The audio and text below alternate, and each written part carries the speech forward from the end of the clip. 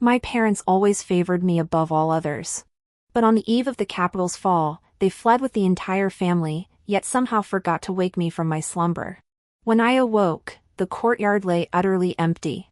But as I turned my head, I suddenly realized I wasn't the only one left behind. The illegitimate son my father had with his mistress was still there too. He stared at me unblinkingly, a faint, ambiguous smile playing on his lips. "Second sister, how did you end up in the same predicament as me? Father and mother would surely come back for me." Just as those words were about to escape my lips, I paused, cleared my throat, and adopted a composed expression. "I chose not to leave." He frowned. "Why?" I replied earnestly, "The Northern D Army has invaded. Even if I had left, I wouldn't have been at peace." No sooner had the words left my mouth than a frantic shout pierced through the wall. "The city gates are closed. Anyone who tries to force their way in will be put to death." The cry sent a chill down my spine, and I instinctively ducked into the corner. To my surprise, my illegitimate younger brother, seeing my moment of weakness, burst into laughter. "Second sister, you still try to put on a brave front." "Zhu Qingyun. Shut it." I snapped at him. But I couldn't help feeling a twinge of guilt. I had lied just now. Yet I truly didn't know how to cover up this colossal blunder. Father and mother hadn't deliberately left me behind. They must have been dazed during the nighttime escape, and with the chaos and crowd, this one oversight slipped through. I was their most cherished child. Back when our family was poor, whenever they found a single white steamed bun, I was the first to get it. Later, when they started trading and money became plentiful, they gave me the finest silks and jewelry. Even the maids in our courtyard outnumbered my sisters by one. It was Zhu Qingyun who had been neglected all these years. His birth mother and my mother had once been close friends in their youth. Yet she became pregnant by my father and bore Zhu Qingyun. After my father brought him home, the household was in an uproar for quite some time. Though everyone eventually grudgingly accepted this illegitimate child, he received no affection in daily life, merely the bare necessities to keep him fed and clothed, shielded from hunger and cold. Later, they did allow him to attend school. That only happened because he kept trailing after my eldest brother, pretending to be his servant to sneak into the academy. After catching the teacher's attention, my father finally enrolled him properly. But to say they deliberately abandoned him? That's not quite right. Besides, I was neglected too. After thinking it through, I told Zhu Qingyun, "Father and mother must have had other reasons." He scoffed. "What purpose? The royal family fled, the Northern D forces are advancing, this place is finished. Those left behind are merely waiting to die." I glared at him but held my tongue. Zhu Qingyun's words were sharp, yet undeniably true. Rumors had already begun circulating among the common folk days ago. Not only did they say the Northern D would capture Ying'an Prefecture within 3 days, yet Ying'an Prefecture was the imperial capital, and the royal family still resided there safely. I had even turned to father yesterday and told him I'd seen the eldest princess's carriage on the street. When I tripped and fell before it, the guards scolded me, but it was the princess herself who leaned out and helped me up. So there was no truth to any royal evacuation. My father listened intently, even agreeing with the others that the rumors were absurd. But he turned and went home, telling the others he'd bribed the city guard and would leave the city at midnight. I didn't understand, but I hurried back to pack my belongings. Later, I didn't lie down to sleep. I sat by the door, waiting for someone to come call me. But as my eyelids fluttered open and closed, I found myself staring at the bright daylight. Outside, the clatter of hooves and the clang of swords echoed relentlessly. Only then did everyone realize the imperial family had vanished from Ying'an Mansion. The empress and princesses from the inner court, the crown prince, princes, and high ministers from the front court, all had evacuated. Yet not everyone had left. Take the eldest princess, for instance. I saw her with my own eyes. And the rumored imperial great-grandson, so favored by the emperor. They remained in the capital. When the Northern D army abandoned our emperor's corpse, it was they who led the men to retrieve it. The people had been seething with anger, but at the sight of the remains, they fell silent.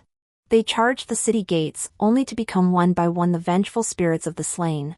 The once bustling marketplace instantly became a grim mass grave. I was just another face in the crowd, but after witnessing the slaughter up front, I managed to squeeze through the throng with my small frame. Only after returning home did I discover Zhu Qingyun. He sauntered out, taking the opportunity to gloat at my misfortune. I had no time to argue with him. Clutching my bundle tightly, I demanded, if we don't find a way out soon, we'll truly be trapped. Aren't you worried? Once the city gates lock, it's a dead end. Why should I be in a hurry? I felt a wave of frustration wash over me. Suddenly, the Northern D Army issued a new order. Everyone must surrender all valuables in their homes by today. Failure to comply was irrelevant. Starting tomorrow, they would search every household door to door. Any family caught hiding possessions would be thrown into the stables to feed the horses. Not as fodder. As human feed. Neither Zhu Qingyun nor I hesitated. We gathered every shiny object within sight. Zhu Qingyun went out to hand them over. I busied myself rummaging through chests and drawers, searching for any tokens my parents might have left behind. But one rosewood cabinet wouldn't open, as if something was jammed inside. Just then, Zhu Qingyun returned. Instead of coming to help me, he stood in the doorway, watching me for a moment before saying, "Put on my clothes. Tie up my hair. What's wrong? Change." His eyes were dark and heavy. I nodded and agreed. Zhu Qingyun continued, explaining that while he was out, he'd heard the Northern D tribesmen were furious about the imperial family's secret escape.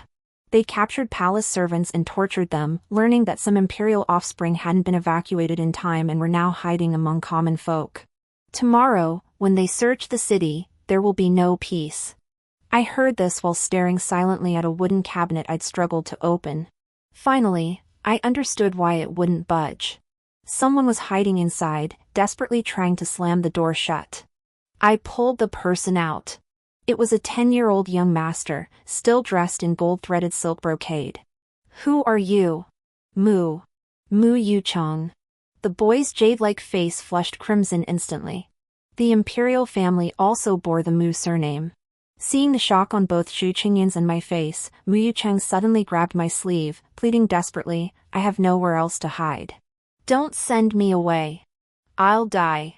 I replied with difficulty, "But if we don't turn you in, we'll die too." But Zhu Qingyun shook his head. "My teacher taught me that a gentleman must uphold integrity in all matters and never betray others." Stepping past me, he questioned Mu Yucheng further, learning his true identity. Mu Yucheng, it turned out, was the 12th prince of the palace.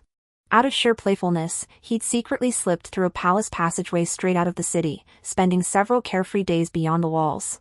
But fate would have it that the imperial family's evacuation coincided precisely with that time. By the time he tried to return, it was already too late. Terrified, he had no choice but to follow the princesses and princes' heirs, hiding in various parts of Yingyan Prefecture. And since my family's walls weren't very high, he'd managed to climb right in. My breath caught. A secret passage from the palace can lead out of the city? Mu Yucheng nodded vigorously, yes. But before his bobbing head could settle, Zhu Qingyun seized his neck. He stared at Zhu Qingyun in terror, his hands flailing and scratching. Zhu Qingyun remained unmoved. "If you agree to lead me to the secret passage, I'll cover for you tomorrow." Mu Yucheng agreed without hesitation, "Yes, yes." Later, I asked Zhu Qingyun, "What about your principles of being a gentleman?" "Second sister, how could I coax the secret passage information out of him without compromising my principles? Besides, circumstances forced my hand, it doesn't count as trickery." His eyes crinkled, his expression utterly innocent. I recalled he'd worn the same expression when seeking favors from me before. Later, when currying favor with grandfather and grandmother, he'd done the same. The elders, their hearts softened, would fall for his tricks, secretly slipping him gifts. When mother found out, unable to reprimand the elders, she could only scold him for having more tricks up his sleeve than pebbles on a stone slab. Yet it was precisely those wily tricks that saved Mu Yucheng when the Northern D soldiers burst in to search the chambers. But the remaining imperial offspring, lacking such tempting bait as a secret passage, were exposed. The princess had her robes torn open by soldiers in the street, and in her shame and fury, she threw herself against the blade. The crown prince bent his heavy knees, then arched his back, propping his hands on the ground to form a makeshift stool, allowing the Northern D general to step down from his horse. After dismounting, the general strode arrogantly toward the palace. First, the high-ranking Northern D commanders had already treated the imperial palace as their own these past days. Second, the eldest princess and the imperial great-grandson were both under house arrest within its walls. This group felt uneasy unless they went to supervise them daily. Originally, everyone had assumed the eldest princess and the imperial great-grandson were doomed to die. Yet, because they remained behind, did not follow the capital's relocation, and made no attempt to hide, the Northern D actually regarded them with a bit more respect. But whether this respect was genuine or not was all superficial. It's said that keeping these two alive ultimately serves to stabilize public sentiment after the city's capture. The Northern D have no intention of slaughtering the populace. They came to seize the Central Plains, seeking both its people and its cities. Disobedient commoners will be executed. They'll also intimidate those who dare to stir trouble into submission. Now is the time to offer some incentives. Sparing the lives of the princess and the imperial grandson served a signal to the city's populace. If these two could coexist peacefully with the Mu royal family, then the rest need only behave themselves to avoid a grim fate. This was known as combining benevolence with authority. When Zhu Qingyun explained this to me, my reaction was flat. Such political maneuvering felt distant from my world. Mu Yucheng, however, was sweating profusely. Even in his dreams, he begged me, "Miss Downing, I don't want to fall into their hands." I replied, "I've told you countless times, I'm just a young man now, just like you." He seemed to take it to heart and stopped muttering. Yet I tossed and turned, unable to sleep. After these tumultuous days, I'd come to realize my parents hadn't left me any token I absolutely needed to safeguard. They'd simply forgotten to wake me. Now, my concern was how to get Mu Yucheng to bring us siblings into the palace, find the secret passage, and escape. But entering the palace was incredibly difficult. Mu Yucheng couldn't reveal his identity, or he'd suffer the same fate as his clan. I hastily tied my hair back, slipped into ill-fitting robes, and followed Zhu Qingyun daily to gather intelligence about the palace. My clothes were filthy beyond recognition, and the bruises on my face grew darker by the day. Sometimes they faded, only to be replaced by fresh wounds the next morning. There was no other way, only by obscuring my features could I conceal my identity. Before, when I made no effort to conceal myself, sharp-eyed Northern D soldiers would spot me.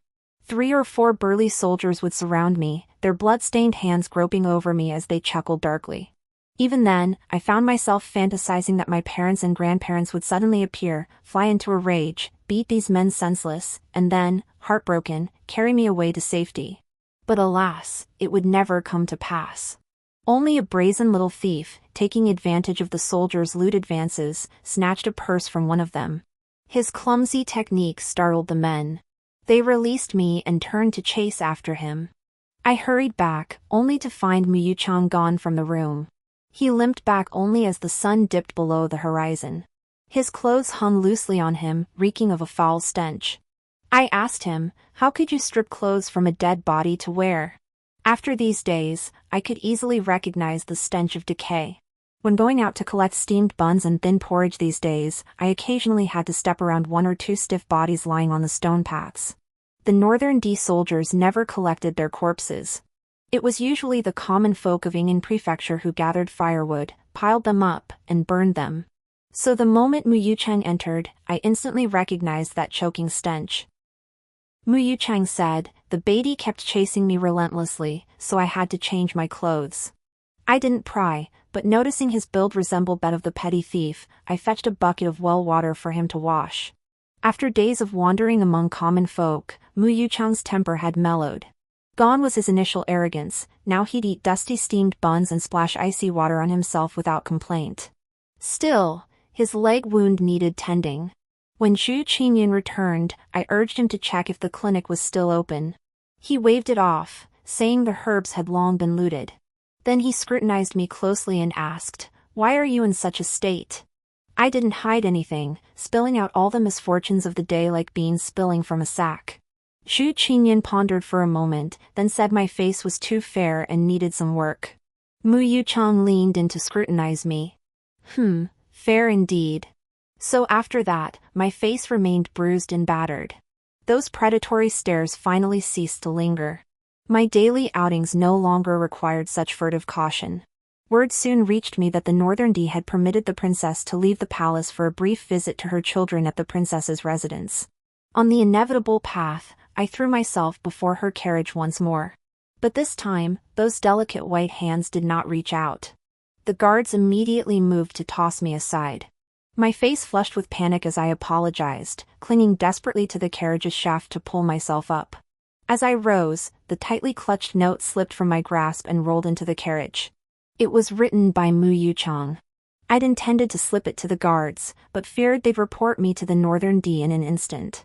My only option was to place it directly into the princess's carriage. The wheels rolled past before my eyes, never stopping. But as I turned, a hand suddenly struck my cheek. It hit my jaw with a sharp, startling slap. It was an open palm, so it didn't hurt much. The person who struck me angrily accused me of stealing the princess's belongings. I felt wronged, but before I could defend myself, I was dragged away for questioning. I closed my eyes, expecting to face a fiery ordeal. But when I opened them, I found myself in a mansion of carved balustrades and jade-like walls. It was the princess's residence. Inside, a deathly stillness reigned.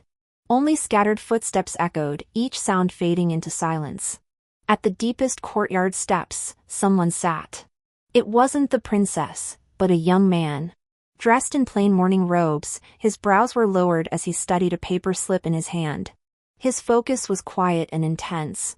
His handsome features bore a color as pale as water, reminiscent of green bamboo after rain. He looked up and asked me, "Is my 12th uncle with you?"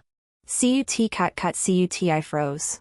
I couldn't understand why the eldest princess had been replaced by the imperial great-grandson. My guard immediately snapped up, my lips pressed tight. The guard standing watch beside me spoke up, "This is His Highness the Crown Prince." The Crown Prince? Then he was also of the imperial family, meaning the message would reach him just as well. I nodded repeatedly, recounting everything about hiding Mu Yuchang these past days. I omitted, however, the part where Zhu Qingyun had threatened him upon their first meeting. Yet after hearing my account, the Crown Prince calmly informed me the secret passage no longer existed, warning Mu Yuchang against rash actions. As for that passage, after the Northern D discovered it, they sealed it shut with poured mud. Sunlight streamed brightly, casting patterns across the floor, yet I felt frozen to the bone. Every moment after the northern barbarians breached the city walls had been unbearable, yet there had always been a glimmer of hope that capturing Mu Yuchang would provide an escape route. But with the secret passage blocked, the path was sealed. I had no recollection of how I'd stumbled out of the princess's residence, my spirit utterly shattered. When I finally came to my senses, I was curled up in a ball, and Mu Yuchang anxiously asked if I'd been mistreated. I shook my head and said I'd gone to the Grand Princess's residence. Mu Yuchang's eyes instantly brightened with hope. But as he listened, they dimmed like dull fish eyes. Now it was his turn to hang his head dejectedly. Yet the pent-up frustration in my heart had finally vented, and I felt somewhat revived. Gripping his arm, I demanded, "Wasn't the one who came out the Grand Princess? Why was it the imperial great-grandson instead?" "I don't know. Probably they wouldn't let the crown prince come out, so he stood in for the princess," Mu Yuchang said, tugging at his hair in frustration. "But how could I possibly know why? How could I possibly know what goes on in the palace? Be careful. If the neighbors complain about the noise, they'll have the northern barbarians come arrest you." Mu Yuchang was still just a child. The colder and harsher I treated him, the more rebellious he became. He swung his legs wide and dashed toward the door. "Let them arrest me. I don't care if I live or die." The next moment, Zhu Qingyun hauled him back inside. Truthfully, Zhu Qingyun wasn't much older than him, only 6 or 7 years, but because he'd once choked him, Yuchang still couldn't help but feel intimidated by Zhu Qingyun. Sigh. The son of an emperor, now trembling to protect his own head. No different from me. Thinking about it made me still grind my teeth in frustration. If only I hadn't slept so soundly that night, if only the rumors of the capital's relocation had surfaced sooner. Then I'd be sitting in the courtyard with my family enjoying the evening breeze right now, instead of watching Zhu Qingyun yank Mu Yuchang's ear, forcing him to spill palace secrets. Mu Yuchang resented it, but could only sulkily rub his ear before beginning his own story. Mu Yuchang's father was the late emperor who had personally led the imperial army into battle. When he was born, the emperor was already very old. By then, the palace already had a crown prince in the prime of his life. And the heir born to that crown prince, deeply beloved by the emperor, had been specially granted the title of imperial great-grandson. This arrangement effectively quelled any potential succession disputes. For someone like Mu Yuchang, his life's ambition was simply to live out his days peacefully as a wealthy prince. Thus, he spent his days indulging in wild revelry. One day, however, he went too far, causing the main imperial relocation force to lose its way. I asked him, what about the eldest princess? Why didn't she leave? The princess consort's husband accompanied the emperor on this campaign. His body was returned long ago, his eyes gouged out, 2 gaping holes. So the princess consort seethes with hatred toward the northern D. She'd never willingly surrender Ying'an prefecture. Mu Yuchang's brow furrowed deeply as he spoke. Zhu Qingyun and I both fell silent, exchanging a glance and silently gasping. The princess had always been a remarkable woman, a fact known throughout Ying'an prefecture. Even when I was very young, I'd heard storytellers in tea houses recount her tales with relish. Legend had it that when the princess first came of age, she was to be sent to the northern D as a peace offering. Upon reaching the border, she discovered the northern D had no genuine intention of marriage, they merely used the pretext to seize her as a hostage. It was the princess who decisively led 100 eunuchs in attendance to fight their way out, then guided them through countless checkpoints on a grueling journey back to Ying'an prefecture. So when she lifted me off the street, it felt like a dream. I boasted about it to everyone I met. Grandfather's hearing was poor, so I told him just once. Grandmother was so delighted she made me repeat it 3 times. As for father and mother, I recounted it 5 or 6 times, they'd smile warmly and praise my good fortune no matter how many times they heard it. As for Zhu Qingyun, I never bragged to him. Though he often called me second sister and I responded, we weren't truly close when you thought about it. At least, we didn't play and tease like ordinary siblings. It was only 2 months ago that he initiated a conversation with me. He'd been quarreling with third sister. She'd placed a mouse on his bed, so he retaliated by returning the mouse, still alive, to her pillow. That day, however, I felt unwell. Groggy, I stumbled into her room, collapsed onto her bed, and fell asleep. That single experience scared the wits right out of me. It took both the doctor and the shaman to retrieve my soul. Father was furious. He beat Zhu Qingyun and docked third sister's monthly allowance. A few days later came the Lantern Festival. I was feeling much better, so naturally I wanted to go out and enjoy the festivities. Just before leaving, Zhu Qingyun called out to me as if nothing had happened, "Second sister, could you buy me a lantern? Aren't you going out? It hurts too much to walk." All right. That was all. Never before had we sat together in the courtyard like tonight, listening to Mu Yuchang's stories while the night breeze blew.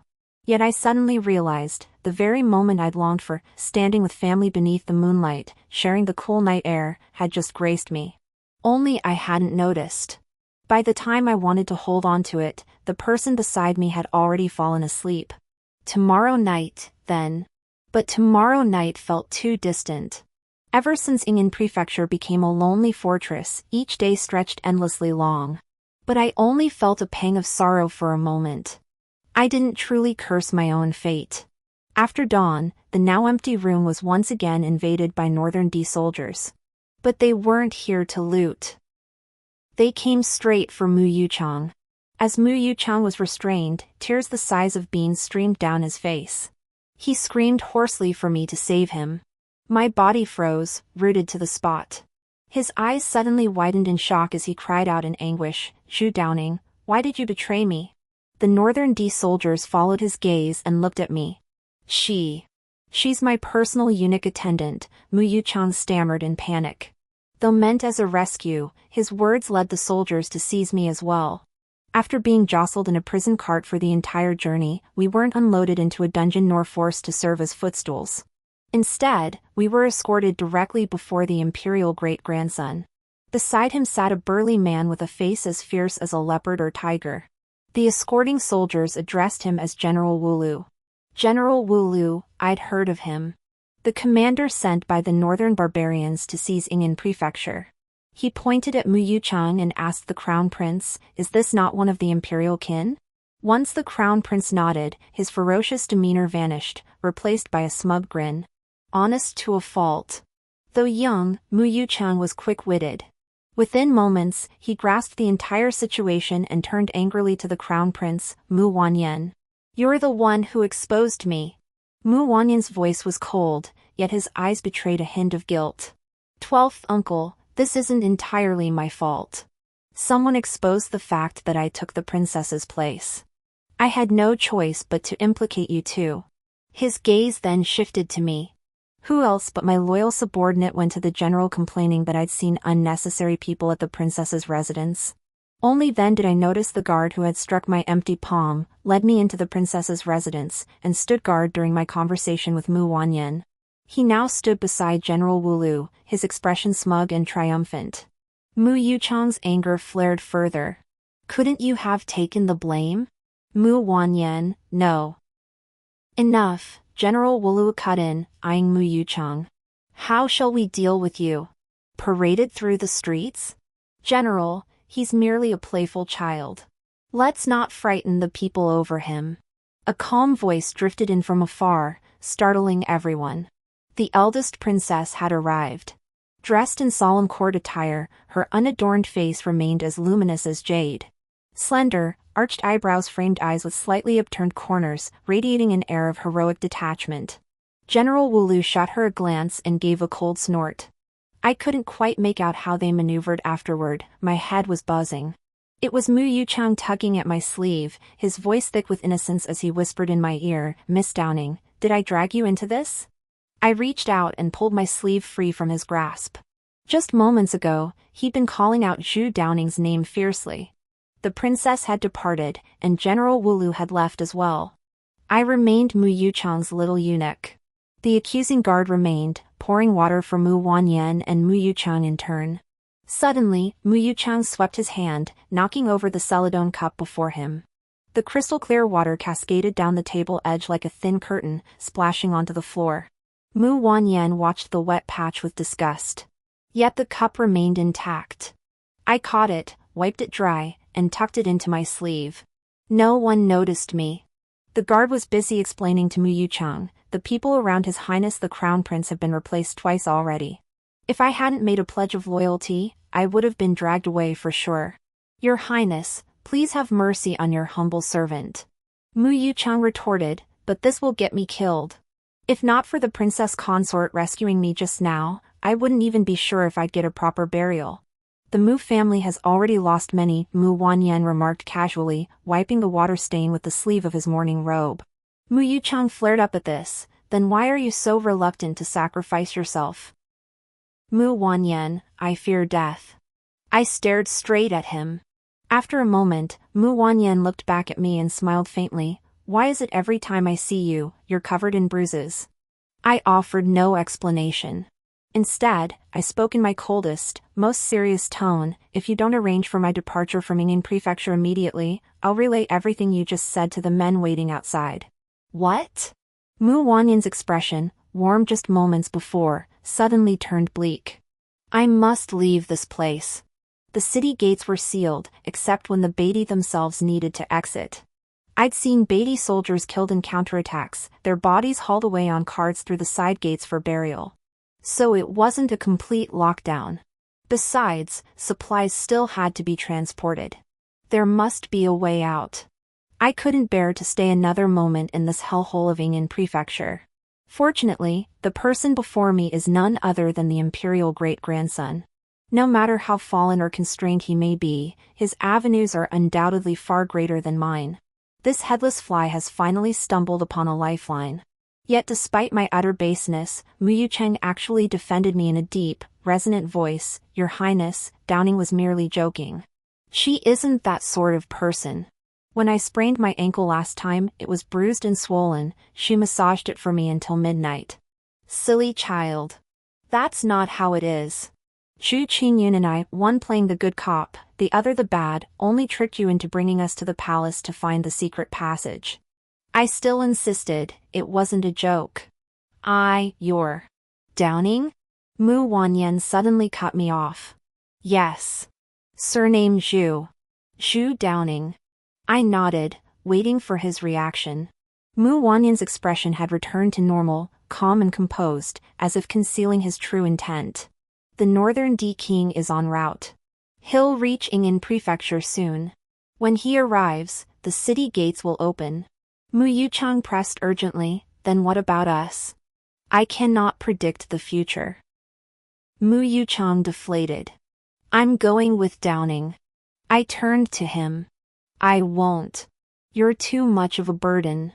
Mu Wanyan interjected, a burden indeed. Miss Zhu has her own family. Mu Yuchang blurted out in his haste, no, Downing only has one younger brother left in Ying'an Prefecture. The rest of her family abandoned her long ago. They didn't abandon me, I explained earnestly and in detail. They feared complications, so they slipped out quietly in the dead of night. It was dark and still, they probably dared not light lamps or speak much, so they didn't notice I was gone. Mu Yuchang, oh, I see. My mistake. Me, yes. With several children in the household, my parents always favored me. Had it not been for the accident, I would never have been left behind. My father kept a cat he adored. When he resolved to relocate the capital, that cat and the imperial seal were placed in a study. He checked and rechecked them right up until the moment of departure. I frowned at Mu Wanyan. I didn't care for what he just said. Even though it had nothing to do with me. Yet after hearing it, I felt a vague gnawing in my heart. I tentatively asked him, Your Highness, what do you mean by that? Ying'an Prefecture is an isolated city. Those left behind are the abandoned. I lunged forward, ready to argue fiercely, but perhaps I looked like I was about to devour someone. The guard suddenly pounced and pinned me down. I kicked and bit in a futile attempt to break free. Chui Ping. I heard Mu Wanyan call out to the guard, who finally released me. Turning my head, I saw Mu Yuchang staring at me, his eyes wide with shock. Mu Wanyan, however, looked at me as if nothing had happened and remarked, You're too weak. He immediately asked me, if I could leave Ying'an Prefecture today, what about afterward? The journey was long, how far could I travel in a day? Could I reach lodging before nightfall? What if I encountered snakes or bandits along the way? Would I be able to run fast enough? I didn't have time to think. The imperial grandson had Chui Ping teach me many things. I had to learn horsemanship, how to control the horse's direction once mounted, how to make it run faster, and how to bring it to a halt. There were techniques for all of it. I also had to strap small sandbags to my knees and repeatedly ride up and down the steps, over and over. Most crucial was learning how to wrestle free of an attacker who seized my self-defense dagger, how to escape with both blade and body intact. Exhaustion left me collapsing into sleep each night. I hadn't slept soundly in ages, yet now I could close my eyes and sleep until dawn. Sitting aboard the Ying'an Prefecture's precarious vessel, with raging waves churning beneath and the path ahead still shrouded in uncertainty, I felt strangely less lost than before. Nothing had changed, yet when I lifted my aching, limp arms, I sensed a shift. Later, my arms truly grew too heavy to lift. During a rest, I asked Chui Ping why the imperial grandson hadn't relocated with the capital. Chui Ping replied that relocating the capital was no foolproof endeavor. Even if successful, the northern barbarians would still need to be fought eventually. His master wasn't one for unnecessary upheaval, so he chose to remain in Ying'an Prefecture. Besides, the common people were all there. I narrowed my eyes and said with faint conviction, that can't be right. You people in the palace are all so capable. Staying behind must be because of some deep, far-reaching strategy, right? You're planning to make a grand move in the future? Sounds inspiring, but His Highness the Crown Prince had his spirit tempered early on. He's not the ambitious sort you describe. I asked, why? Chui Ping lowered his voice to tell me that the Crown Prince and his own biological son didn't get along well. The Emperor excelled in scholarship but not martial arts, a lifelong regret of his. The Crown Prince had inherited this trait. Then one day, the emperor discovered his eldest grandson, cautious yet ruthless, gifted in both arts, could decipher a military deployment map faster than his own father. Naturally, he favored the boy. But the emperor's past favoritism had been excessive. Even when showing affection to his own kin, it inevitably left the heir apparent feeling resentful. The estrangement between father and son deepened as the great-grandson stepped back, tempering his nature until he gradually became mediocre. Before His Highness the great-grandson concealed his sharp edges, he often accompanied the emperor on hunts. All said his fangs gleamed fiercer than the jackals and tigers in the woods, as fierce as your attack on him last time. I've said I didn't intend to attack him. If this were the palace of old, your words would have cost me my head. Cui Ping looked at me and sighed. Young Miss Chu, since you're leaving too, I wish your head stays safely upon your shoulders. At first hearing, this blessing seemed odd. Yet I thanked him earnestly. However, my departure meant only leaving the palace. I would return home, await the arrival of the Northern D ruler, and then open the city gates. Before my departure, Mu Wanyan personally handed me a token. It bore engraved runes.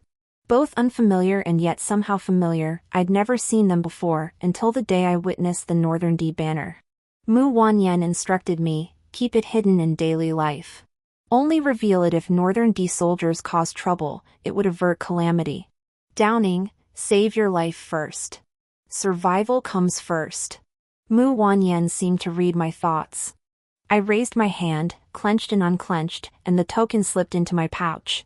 Truthfully, the internal struggle I'd just experienced wasn't particularly intense.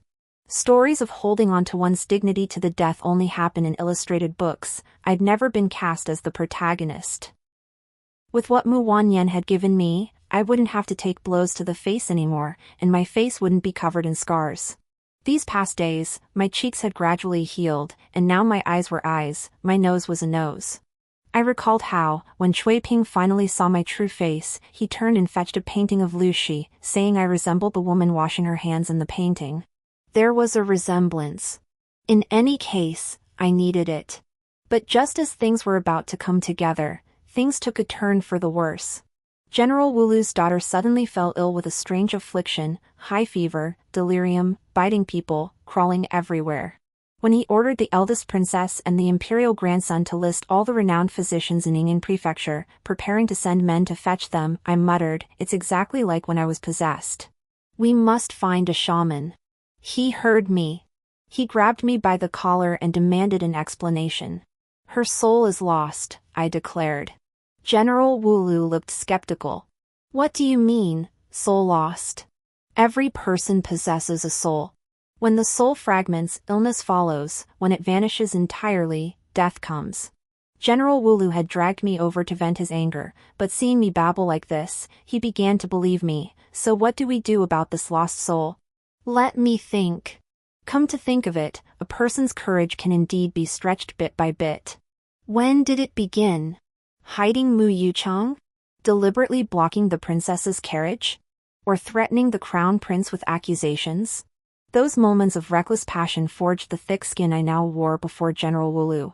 The longer I pondered, the more General Wulu pressed me. I told him 3 things must be done. First, light incense. Second, draw a talisman. I would draw it myself. Using dog's blood as ink, I made several strokes on the talisman paper, leaving crimson runes. General Wulu leaned in to look, puzzled. What is this? Why is it so sloppy? I told him, it's meant to be illegible. It wasn't meant for the living to read. After all, summoning souls isn't done through the living. He nodded, finding this reasonable. However, I myself didn't know how to write the true runes. So what I drew on the talisman paper were the words son of a bitch.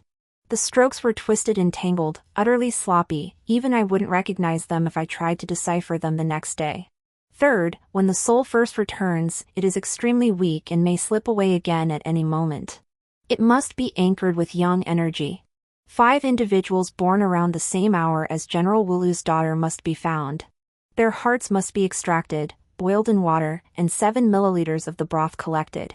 General Wulu declared this simple, ready to kill and seize hearts immediately. But I instructed him only kin of the same lineage could serve as the anchor for the soul. Meaning, they must be found among the northern D tribes. He hesitated, yet his daughter's condition grew ever more critical. 3 hours later, the incense, talisman, and soul-binding broth were all prepared. The talisman dissolved in the broth and was poured into his daughter's belly. Strangely enough, if I had drunk it, I would have vomited it out. But the next moment, his daughter actually sat up, vomiting relentlessly until bile came up. General Wulu glared at me, his eyes nearly tearing me apart. Yet his daughter reached out, tugged at his arm, and spoke in the Northern D language I couldn't understand. Her words came with great effort, but it was the first time since falling ill that she'd spoken clearly. General Wulu's expression gradually softened. He even graciously offered me a reward. What? Is that even possible? So it turns out, as long as you can fool people, it doesn't matter if you're talking nonsense. I was just winging it. From the moment I was dragged out, I was already teetering on the edge of an abyss. One misstep, and I'd be doomed forever. Since death was inevitable either way, I might as well put on a grand show. As for how I'd handle being exposed, I had no idea. During the half-hour wait for the hot soup, I made a wish over the burning incense. I hoped that one day, my tombstone would bear the inscription, 5 lives hung upon my hands. 5. Northern D lives. But I never imagined that what had just unfolded, whether it truly summoned something or not, might have manifested and protected me this once. I turned to find the princess and Mu Wanyan still present. They had watched me lose my mind before General Wulu without a hint of exposing me. Yet now, the princess's face remained heavy with worry, her gaze toward me a mix of concern and relief. Mu Wanyan, however, let out a soft laugh, her eyes like melting moonlight. Bathed in that moonlight, I suddenly laughed along. The princess took me away, citing that the child had also fallen ill. I knew this was merely an excuse to keep me out of General Wulu's sight. After all, I might have fooled him once, but a second time would likely not be so fortunate. I asked the princess if her house arrest had been lifted. She shook her head. Beyond the pretense of bringing you out to see a doctor, my return to the mansion is to prepare for my marriage. My eyes widened in shock. After a moment's silence, the princess slowly revealed that the Northern D had issued a proclamation. She was to marry their sovereign. It was both a show of force and a placation. For in the hearts of Ying'an Prefecture, indeed, all under heaven, she held great prestige. Only by calming the people's hearts could they be more easily governed. Moreover, previously each person received only 1 steamed bun and a bowl of porridge daily. Now it had increased to 3 buns, and the porridge even contained visible grains of rice. For those starved to the brink, suddenly having enough to eat felt like returning from the edge of hell to the living world. Even though it was they who had originally seized the grain from the people's hands. Yet with the addition of 2 extra buns, they were painted as saviors. The northern barbarians' strategy was clear, they were heading straight for Ying'an Prefecture. Once they secured it inside and out, controlling the imperial capital would intimidate the remaining cities into submission.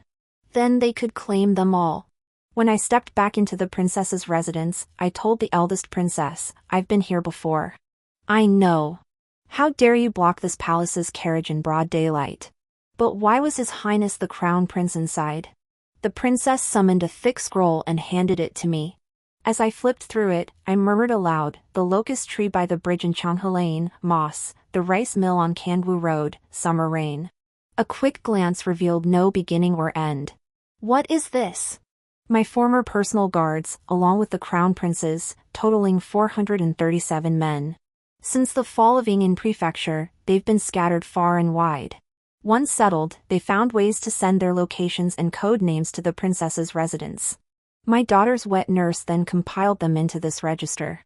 As for why the crown prince's son came out instead of me, we all thought it unlikely we'd have a second chance. His memory is far superior to mine, truly photographic. My mouth opened slightly, but words failed me. She raised an eyebrow. Surprised? They slaughtered everyone else, sparing only my daughter and her wet nurse. But don't underestimate the maids in my household, they've seen their share of things and keep their cool under pressure. It wasn't just that. What astonished me was that I'd assumed the relocation of the capital would include contingency plans for those left behind. But there were none. There were only the 400 or so originally belonging to the Grand Princess and the imperial great-grandson. What could they possibly accomplish? Barely a single company of the Northern D tribes. I grew flustered, pushing the scroll aside. Your Highness, you shouldn't have shown me something so crucial. The eldest princess only smiled. What's there to hide? Downing, is it? You're quite something, daring to play that demon Wooloo like a puppet. I, for one, would never dare. That's how a brute operates. Better to be brute. Even when pushed to the brink, there's still strength left to fight for survival. With that, the princess brought her daughter over. She looked about 5 or 6, plump and fair-skinned. Upon entering, she clutched a toad in her hand, saying she'd specially sought it out for the princess's amusement.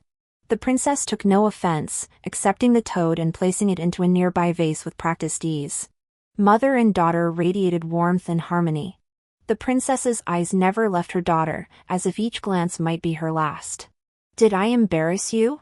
she finally asked, turning to me. The young princess is adorable. Her name is Swayer. She's always been a little mischievous, but I never taught her to strictly follow rules. It's good to be lively, just like you. I didn't tell the princess that I used to be the most well-behaved among the children. From a young age, I could sense my parents' favoritism toward me. Scratching my head in thought, I figured it was because I never caused trouble. So I never acted out. Catching that toad and bringing it home? Forget it. That was Zhu Qingyun's doing. Zhu Qingyun. I should go home and find him. As I bid farewell to the princess, she frowned and tried to dissuade me. Staying here, you might find some peace. Once you leave. She trailed off. Well, you have your own path. When I rushed back, I found Zhu Qingyun bound and gagged. Not by the Northern D, but by our own people. The Northern D and our dynasty have been locked in a power struggle for years. It's common knowledge that both sides send spies to gather intelligence. But those who operate beneath the surface are hard to catch.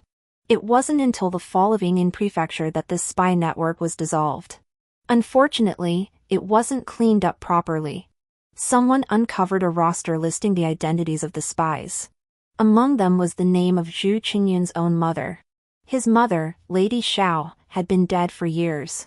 So they seized Zhu Qingyun instead, making the son pay for his mother's debt. Along with everyone else on that list. Those spies, they had lived in Yingyan Prefecture for years, developing deep personal bonds.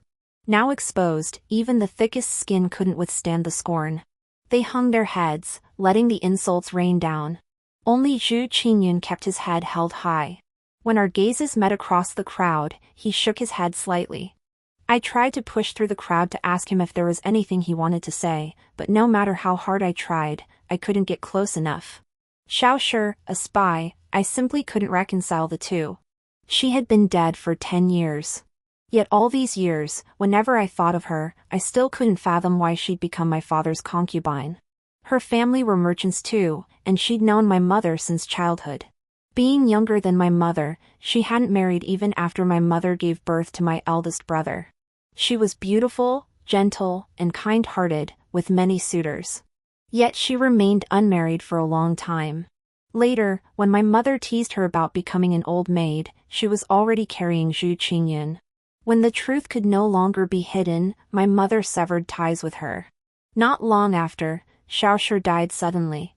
At just 5 years old, Zhu Qingyun entered the Zhu household. That is all I know concerning Lady Xiao. Therefore, even if she is considered half a Zhu family member, I cannot guarantee her innocence with absolute certainty. But if she truly was a spy, then my father, who was her husband, was he clean? This thought startled me when it surfaced. I shouldn't be like this. If someone else had suggested this, I should have flushed crimson, leaping to his defense in fury, declaring my father a good man who must not be slandered. Yes, that's how it should be. As my thoughts drifted, the sound of fists and feet striking flesh reached my ears. The villagers were punishing the bound man.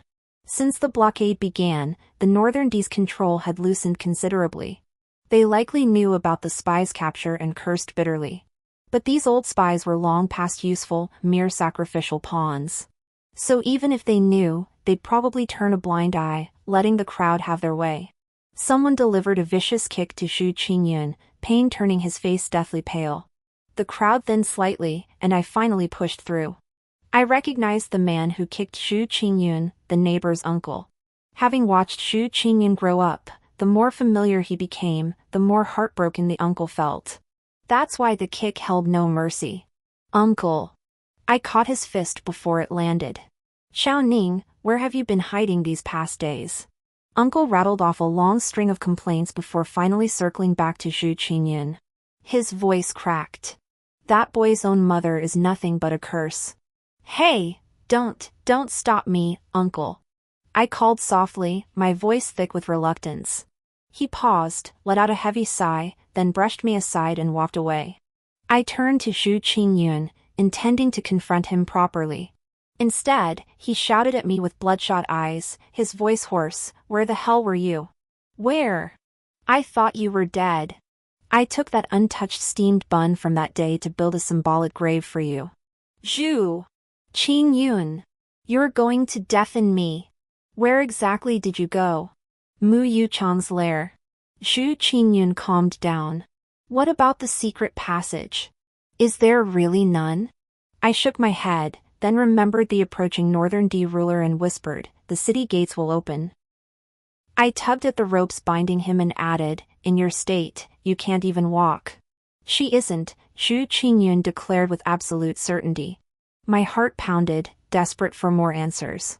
But as Xu Qingyun stared into my tear-filled eyes, his words suddenly became vague, "Yes, and yet no. I'll beat you. There are too many people here.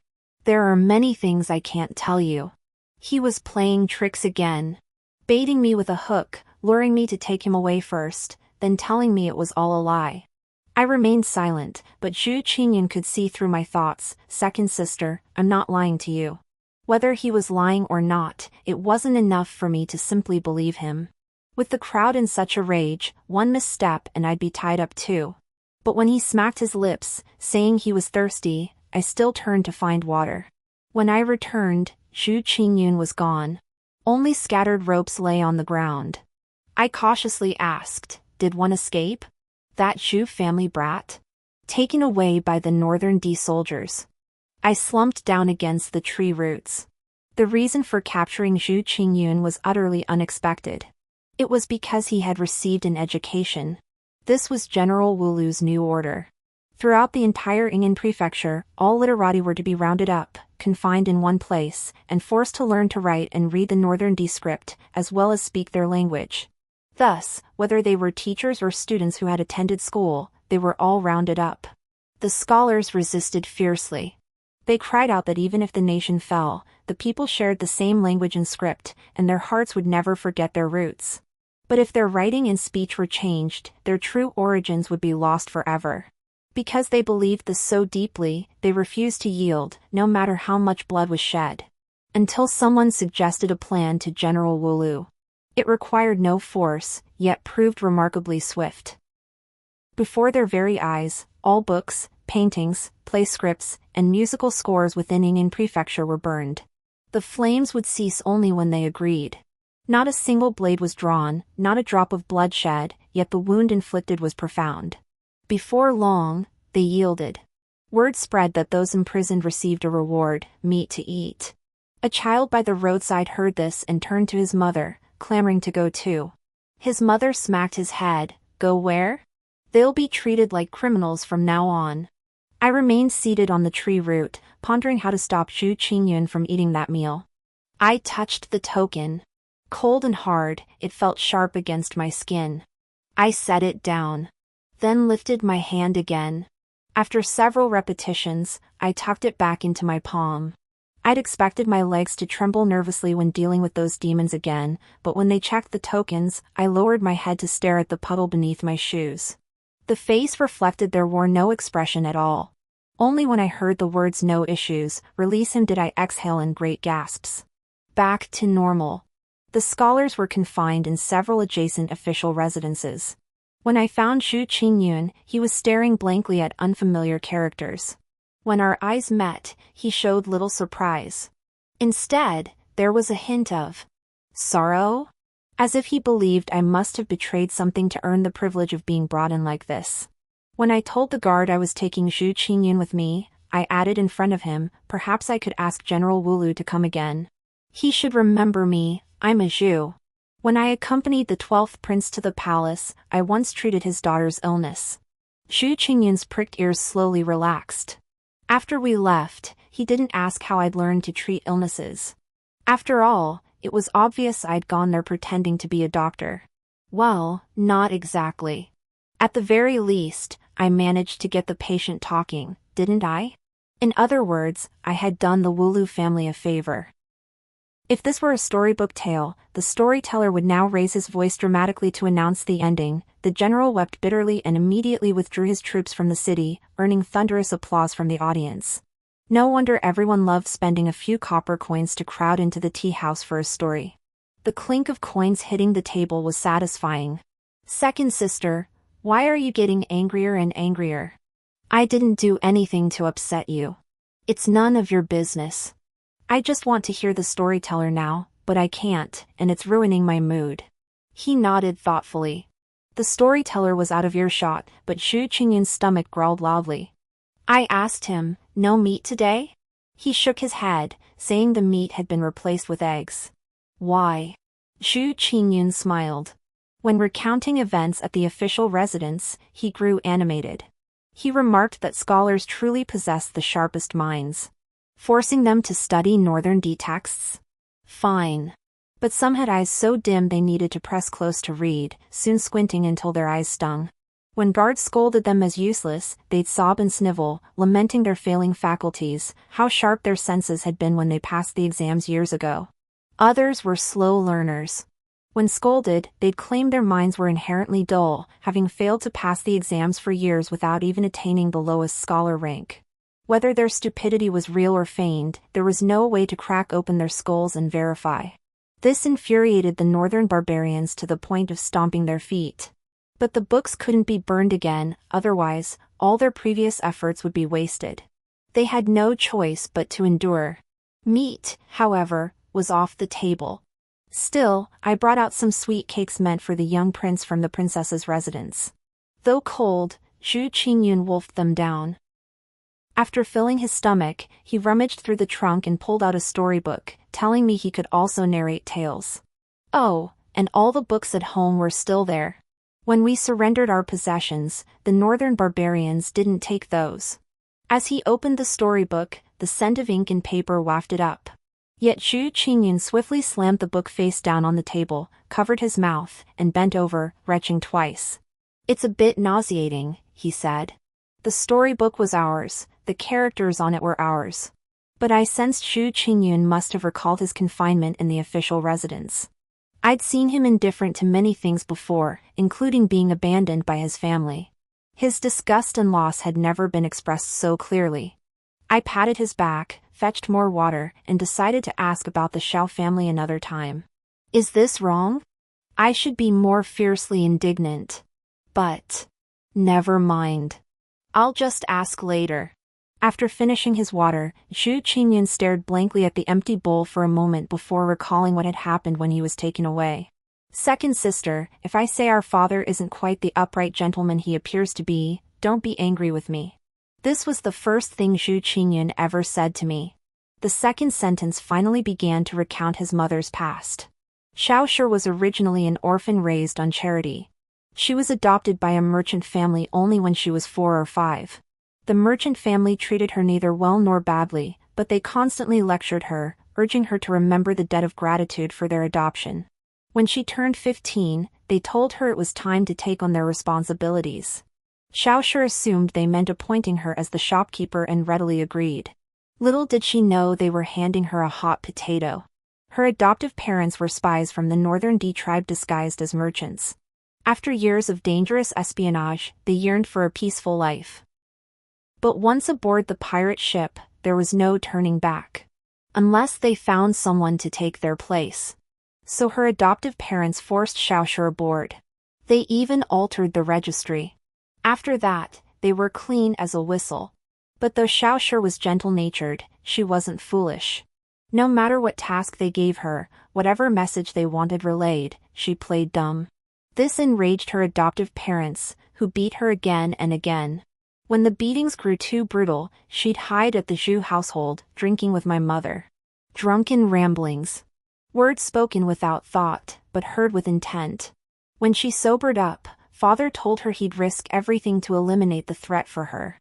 She dismissed it as empty talk, not giving it much thought. But 3 months later, her adoptive parents were brutally murdered at the foot of the mountain outside the city. Yet Xiaoshi's name remained on the roster. So they resorted to a little trickery, arranging for word of her death to spread. As a dead woman, she could no longer live as before. She had to reside in the mansion my father arranged, could not venture out lightly, and every matter required his prior approval. This wasn't a matter of choice. Her official status had been erased from the government records. Whether it was marriage or anything else, she could no longer entertain such hopes. Even leaving Ying'an Prefecture for another place, she couldn't obtain the necessary travel documents. She was confined to a small courtyard, living under someone's protection. And so, step by step, she was lured into becoming a concubine. Second sister, Zhu Qingyun looked at me and asked, did mother repay the debt she owed father, 2 lives, by submitting to him in every way? I thought for a moment and shook my head. Zhu Qingyun's expression darkened. But I continued, your mother owes him nothing. He had his own selfish desires. That outcome was deliberately sought by him. Zhu Qingyun turned his head to ponder, revealing a profile half exposed, a face as finely chiseled as his mother's. I told him that if he ever had the chance to meet his family again, he must ask clearly why he was abandoned. But Zhu Qingyun remained unconcerned. What else could it be? Besides, asking won't change anything. No. If the answer is the worst possible, you need to hear a clear apology. This isn't some trivial matter. With an apology, you'll know it wasn't your fault. And I, too, might need to face that day someday. Though whether I'll ever see them again is another matter. Since things had come to this, we might as well start with a cricket fight. Zhu Qingyun caught 2 and huddled with me under a tree stump, poking away. Suddenly, a hand rested on my shoulder from behind. My guard snapped up. I jerked my elbow, spun, and swung a punch, but the person on my shoulder was quicker. Their dodge was so swift it blurred my vision. Only when Sware's sweet, mischievous giggle rang in my ear did I steady myself to look. My hand, still outstretched, was mere inches from clamping around Mu Wanyan's throat.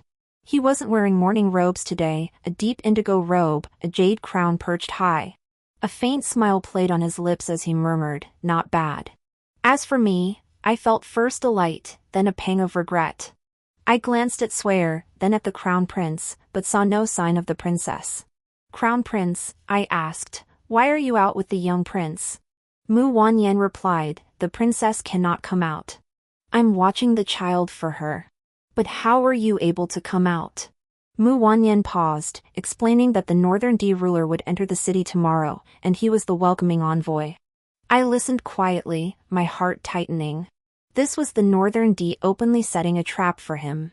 One day, the annals would record it in meticulous detail, a villain for the ages. Depressed, I lowered my head and saw Zhu Qingyun still intently manipulating the cricket. Later, he chuckled, I won.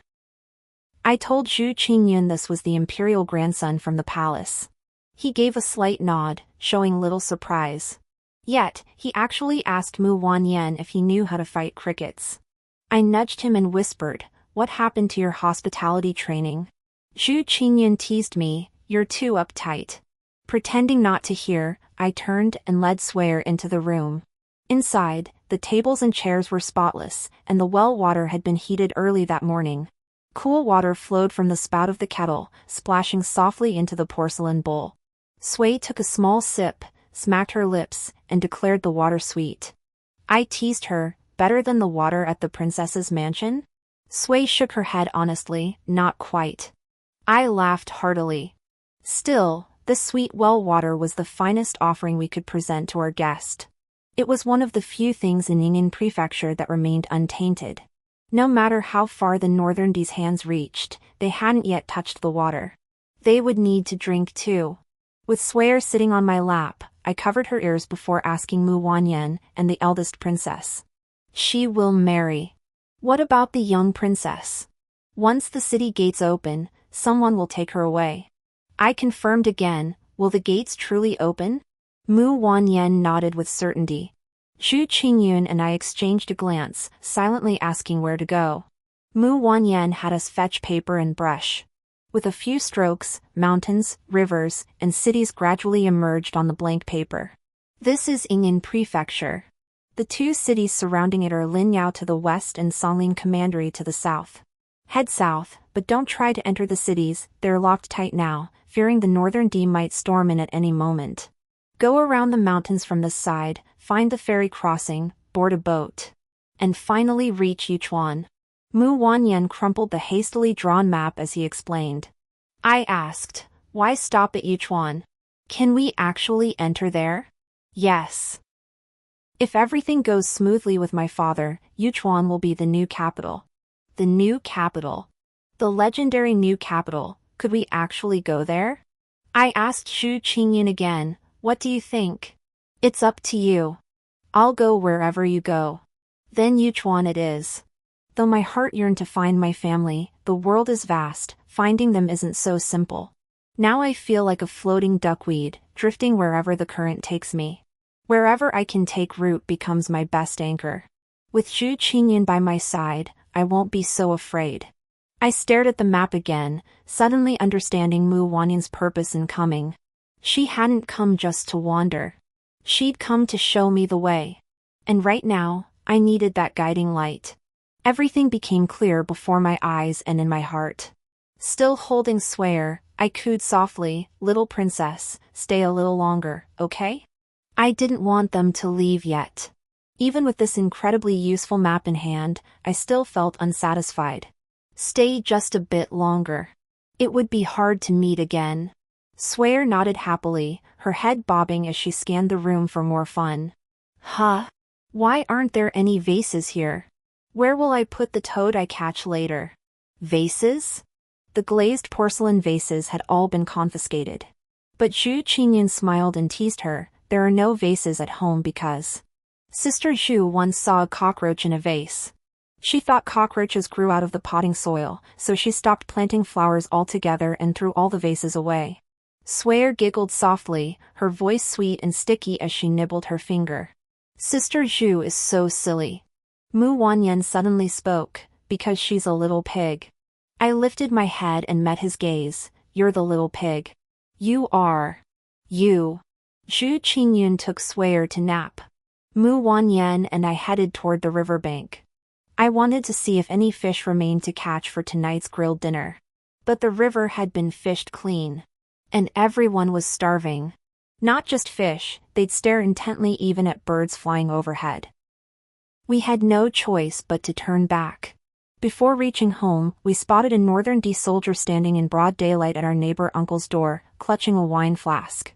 Drunk and rambunctious, he was yelling that the girl who'd just gone inside had to come out and drink with him. Then he fell silent. Because Mu Wanyan and I dragged him to the end of the alley. Thick cobwebs hung here, no one would come this far. I crouched, hugging my knees, watching silently as Mu Wanyan dislocated the drunkard's arm, then his leg. If he hit bone, it wouldn't break cleanly. So you had to find the right spot to tear it off with flesh and all, without blood splattering everywhere. He was swift and decisive. I felt my eyes must have been filled with admiration. Your Highness, you're more skilled than any butcher I've ever seen. Why are you picking on pigs today? Maybe I'm craving meat. Mu Wanyan, human meat? I thought, Your Imperial Highness, that's so impolite. Really not interested? No, thanks. This guy's filthy, disgustingly filthy. I can't stand it. Mu Wanyan gave me a faint smile. Then what about mine? Your flesh is tender and tasty, but I don't want to eat it. Though in the little books I read before, if you liked someone, you'd want to devour them. But I figured it probably wasn't that kind of eating. By the time we got home, it was already evening. Zhu Qingyun immediately caught the blood scent on us. He frowned. What were you doing? I said, eating people. Zhu Qingyun gasped, "Good heavens! You're beasts." He paused, then added, "Why didn't you save some for me?" All right, all right." I seriously explained a few things to him. Then I told him that after leaving the city, we'd have to travel a long way, crossing mountains and rivers. By then, we wouldn't have to worry about finding meat. Zhu Qingyun nodded, finding the reasoning sound. Since the river water hadn't washed us clean enough, Mu Wanyan and I went to fetch well water to wash our hands. We needed to use a bucket and a pulley to draw the water. I wouldn't let Mu Wanyan lift a finger. I insisted on doing it myself. Slowly. He and the young prince had already waited a long time. Once the water was drawn, they would surely depart.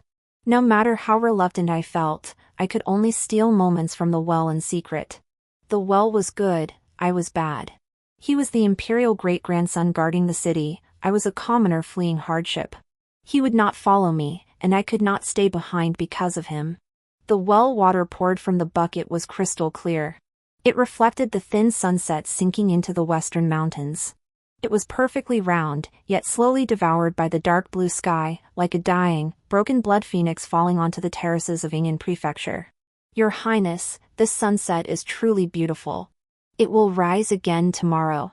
Ah, you don't understand. I'm just searching for words to speak to you. Even if the sunset never set, I'd still tell you how bright today was. But when I finally quieted down, Mu Wanyan said to me, "Downing, I'm sorry." "Why apologize? You were right. Your family fled at night, when the darkness and heavy dew made it hard to see. Perhaps they mistook someone else for you, thinking they'd taken you along. It was a case of mistaken identity. So, that day, I was too hasty." That day Mu Wanyan referred to was already a hazy memory for me, taking a long time to surface in my mind. Back then, Mu Yuchang had told him about my tragic past, but I denied every word. Then Mu Yanyan recounted the story of the crown prince and the cat. I understood it, and thought his words were truly venomous. But it was only a fleeting moment of displeasure, I never thought of it again afterward. I pondered for a moment, then asked Mu Yanyan, "Would you care whether I live or die?" "Zhu Downing, I want you to live. If tonight it were you and me who had to flee, what would you do?" "I'd tie our hands together with rope. Even if the night were so dark I couldn't see my own fingers, I'd never lose you." Mu Wanyan, see? You feel the same way. Mu Wanyan finally caught on, his eyes narrowing slightly in mock reproach. "Fine, you set me up. Forfeit your token." I obediently returned the token to him. Yet I felt no anger. I knew right from wrong. I understood things must have their limits. Using this token to save Zhu Qingyun once was enough. It wasn't something to keep forever. Otherwise, on the migration route, if I ever accidentally dropped it, the surrounding refugees would beat me to death. Now, it's back to its rightful owner. Pfft, rightful owner? Keeping this thing with Mu Wanyan would only dirty his hands. Yet they want him to welcome that Northern D ruler tomorrow. What's his name? Maoka? General Wulu was already troublesome enough, and now we have Maoka too. All the way from the Northern D to Ying'an Prefecture, not a single thunderbolt struck him. When Mu Wanyan took the young prince away, I felt deeply saddened. Zhu Qingyun propped his chin on his hand and remarked offhandedly, "Mu sure really is a man of honor." "Why do you say that? Didn't he introduce you to the crown prince?" "Truly, we did well to take him in. If only the world weren't in such turmoil now, second sister, you'd have no worries for the rest of your life." "You're being silly. If it were a time of peace, why would there be any need for taking someone in? And how would you even meet the crown prince?" "But I haven't seen Mu Yuchang since leaving the palace. He cries easily and is usually so chatty. I wonder if he'll run into trouble with Wulu. If he were clamoring to come with me now, I probably wouldn't mind the burden. I could protect 3 Zhu Qinjians at once. Though I couldn't find that many Zhu Qinjians. Still, I needed to steel myself. The journey from Ying'an Prefecture to Yuchuan was long and arduous. Mao Ke was indeed escorted in by Mu Wanyan. Compared to yesterday, Mu Wanyan's attire today radiated an even more refined and unrestrained elegance. I expected the common folk to hurl insults at him. Instead, I heard a long sigh from behind me. He'd be better off just joining the Mu clan. I turned, my lips parting to speak, but meeting the dazed expression before me, I only managed, "It's turning cold. Remember to bundle up. Bundle up, bundle up. We've got new cloth now." Indeed, the first thing Maoka did upon arriving in Ying'an Prefecture was to have cloth distributed to every household. Every family still standing received their share. Simultaneously, two announcements were made throughout Ying'an Prefecture. First, the city gates would be opened.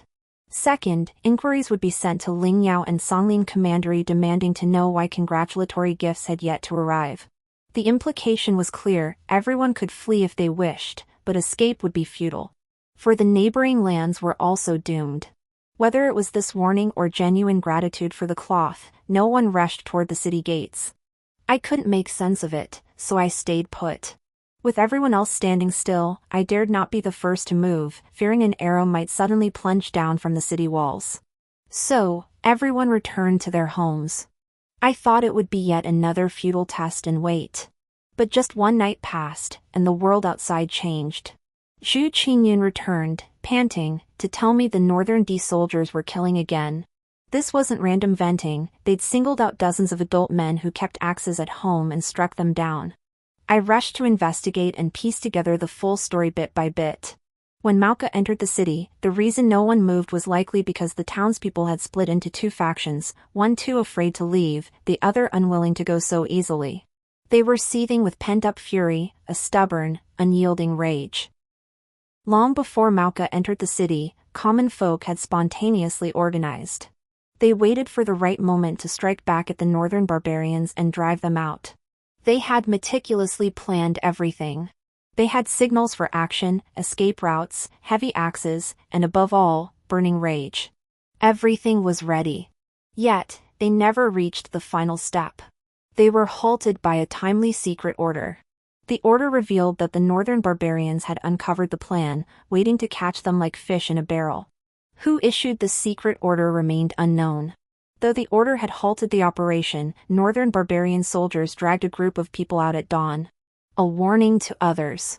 Zhu Qingyun asked me, "Second sister, who do you think issued that secret order?" Who else could it be? The only one who could uncover the city's secret plot and leak the Northern D's internal intelligence was. Zhu Qingyun suddenly looked up. "Second sister, look up there." I glanced upward, only to have something light and feathery hit my head. It was a painting scroll. The ink was still wet. When Zhu Qingyun leaned in to take a look, his face flushed crimson after just one glance. It was an erotic painting. The woman depicted was lifelike, her features unmistakable. Beside it was an inscription in characters I couldn't decipher. I turned Zhu Qingyun's face back toward me and asked him to examine it. His voice was low and his words muffled. He explained that the painting was meant to congratulate the princess on her wedding. Since it had drifted down from the sky, there must be more hidden somewhere in the Ying'an mansion. I crumpled the paper in my hand and hurried out to retrieve it. But then, someone set a fire burning in the street. Passers-by silently tossed painting after painting into the flames.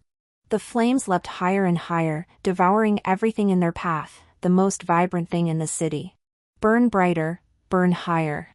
May it consume every trace of shame. When the fire died down, everything was clean. Nothing hung in the tree branches or clung to the eaves. Someone in the crowd shouted, "Run!" And so they swarmed toward the city gates.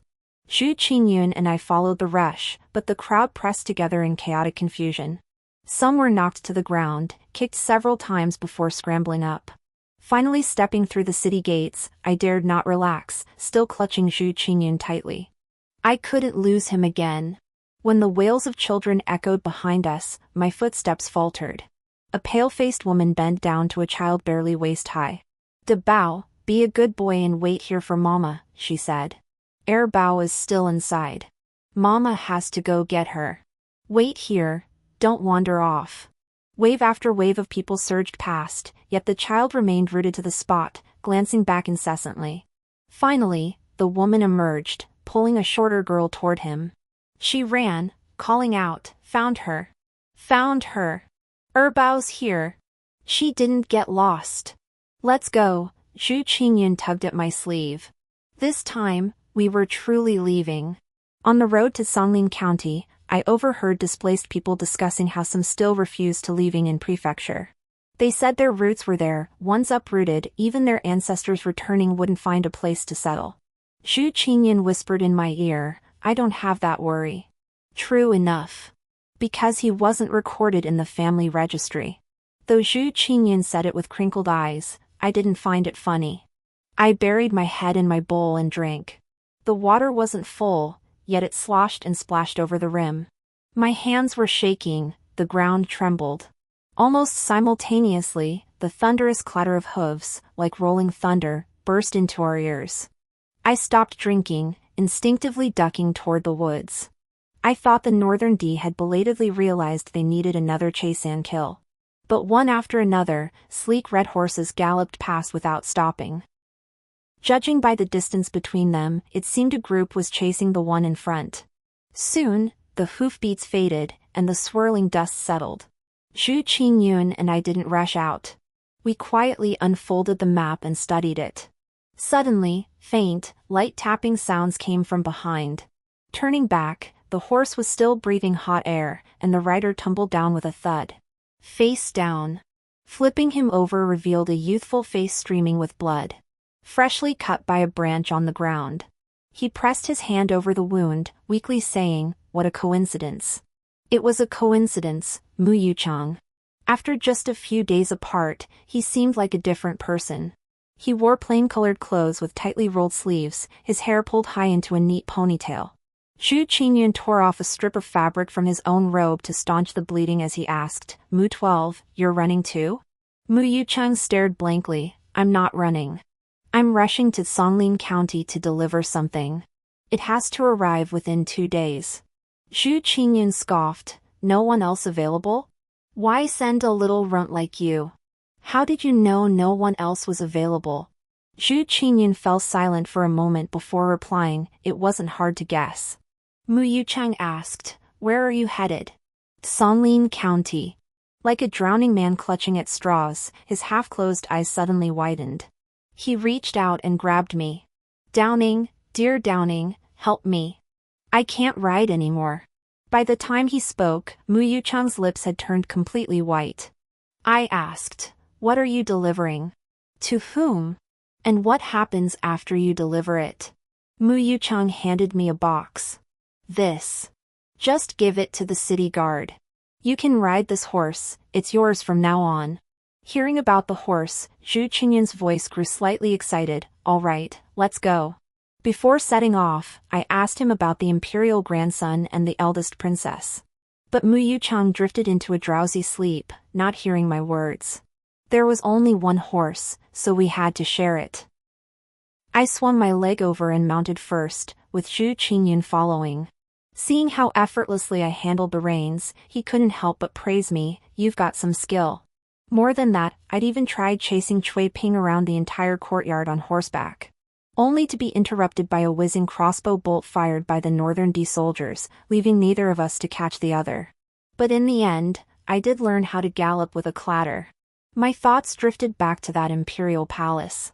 Such a place of gilded splendor, yet during my stay there, I never wore gold or soft silk robes. Day after day, I donned the drab gray servant's uniform, being hauled around by Cui Ping. When exhaustion overwhelmed me, I'd consider pleading with Mu Wanyan, for Cui Ping only listened to him. But when I found Mu Wanyan's palace and peered through the door crack, I saw him cutting off a hand.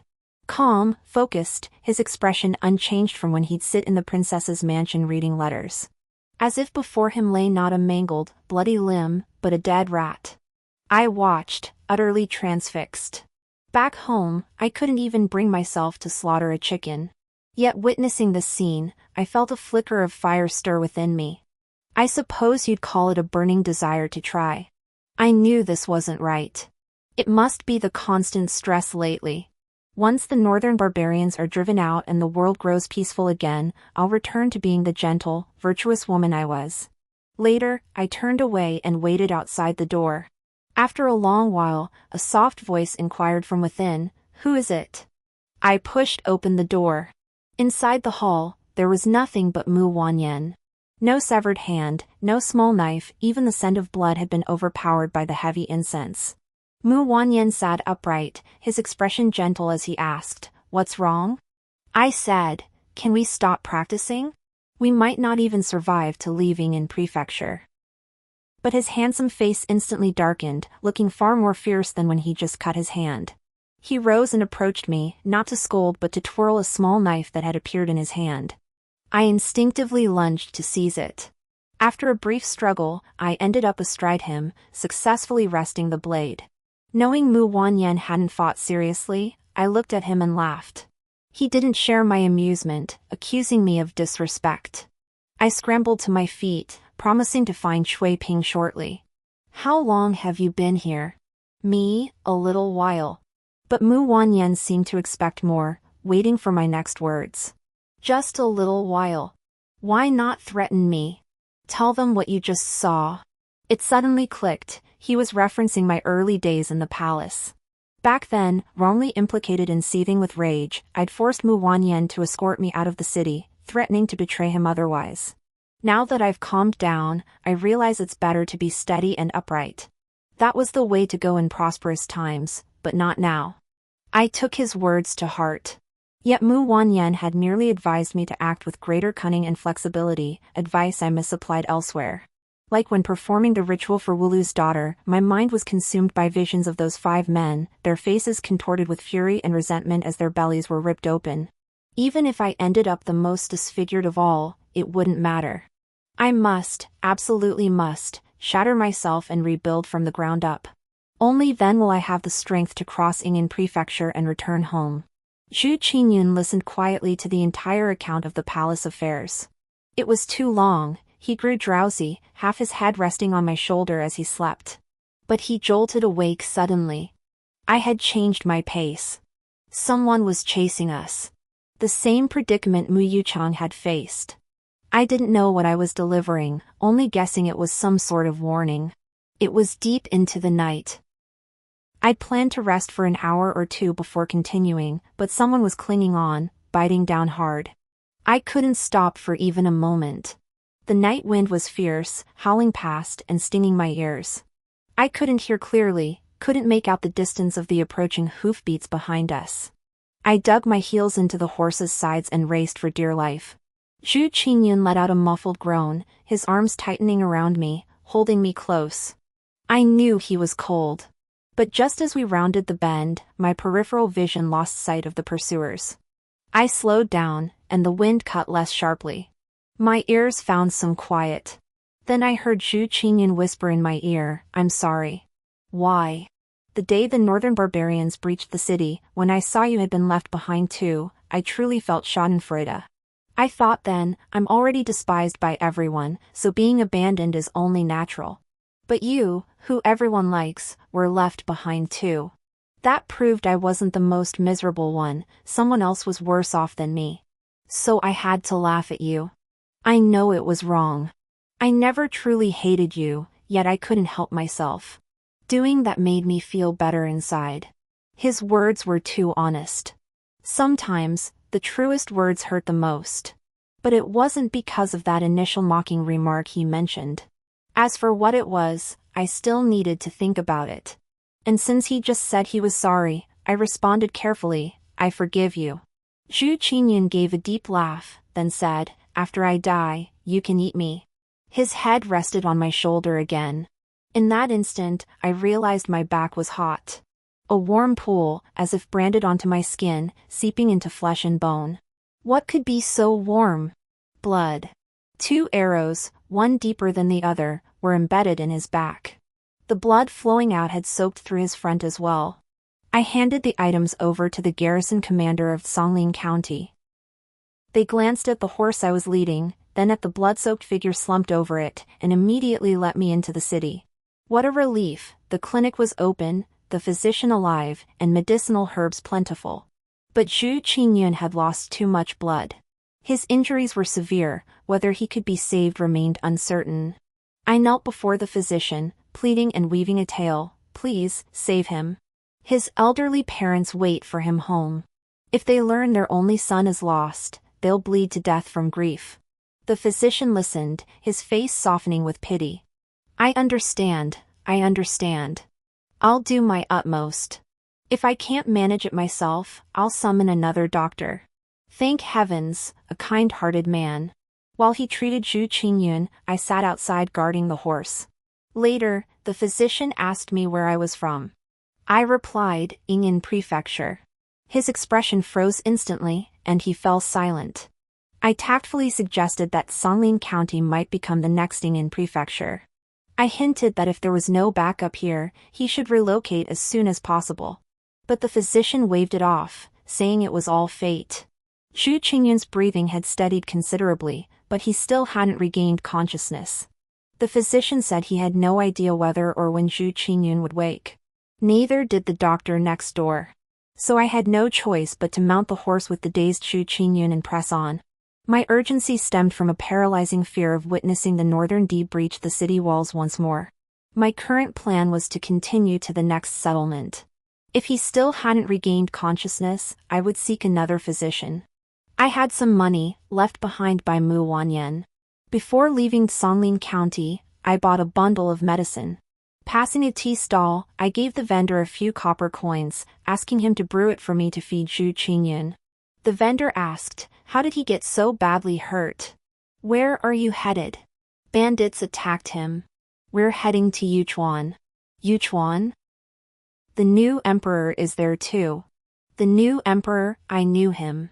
The former crown prince, Mu Wanyan's father. This new capital city had finally been built. Young lady, carrying him like this, you won't get very far. I understand, but his parents are waiting for him in Yuchuan. I must get him there. The same lie, repeated over and over. As if saying it enough would make it true. I didn't know if Zhu Qingyun heard the lie, but I caught his eyelids flutter open briefly, just for a moment. In that instant, he glanced at his own arm. As if checking if it was still there. I told you, I truly don't eat people. Believe it or not, open your eyes and see for yourself. He didn't open them again. We reached the tea stall once more, where I paused to simmer the medicine. Displaced people gathered nearby. They discussed the plague outbreak in Ying'an Prefecture. Rumor had it the water was contaminated. Fearing contamination, the Northern D Army expelled all the sick. Ying'an Prefecture now felt even emptier. Word also spread that misfortune never comes alone. Songlin Commandery seemed to be facing the same calamity. It's so hard. This year is truly unbearable, the displaced people sighed repeatedly. After taking the medicine, they set off again. Consulting the map, we determined we must stay several days in nearby Rinnan County. Both Zhu Qingyun and I had been to those two plague-stricken places. I wondered if I'd contracted the disease. I showed no symptoms, though. Upon arriving in Rinnan County, I efficiently located a medical clinic. Then, as usual, I guarded the horses outside. The weather was neither cloudy nor sunny, and the streets were quiet. On this unremarkable day, someone suddenly galloped up, waving a flag and shouting, "The Northern D Army has been utterly annihilated. All garrison troops in Ying'an Prefecture, completely wiped out." His voice cracked, yet his fervor remained undimmed. I looked up at the sky. The clouds had thinned, revealing a clear, deep blue. Amidst the clamor, a young thief cautiously reached toward the edge of a steamer basket at the bun shop. The shopkeeper grabbed him by the wrist. But seeing the disheveled, grimy youth, he merely clicked his tongue. Take it. Just don't let me catch you here again." The thief turned and began wolfing down the food. I lunged forward, pinned him down, and gasped, "Mu 12. He lifted his head, tears welling in his eyes. It really was Mu Yuchang.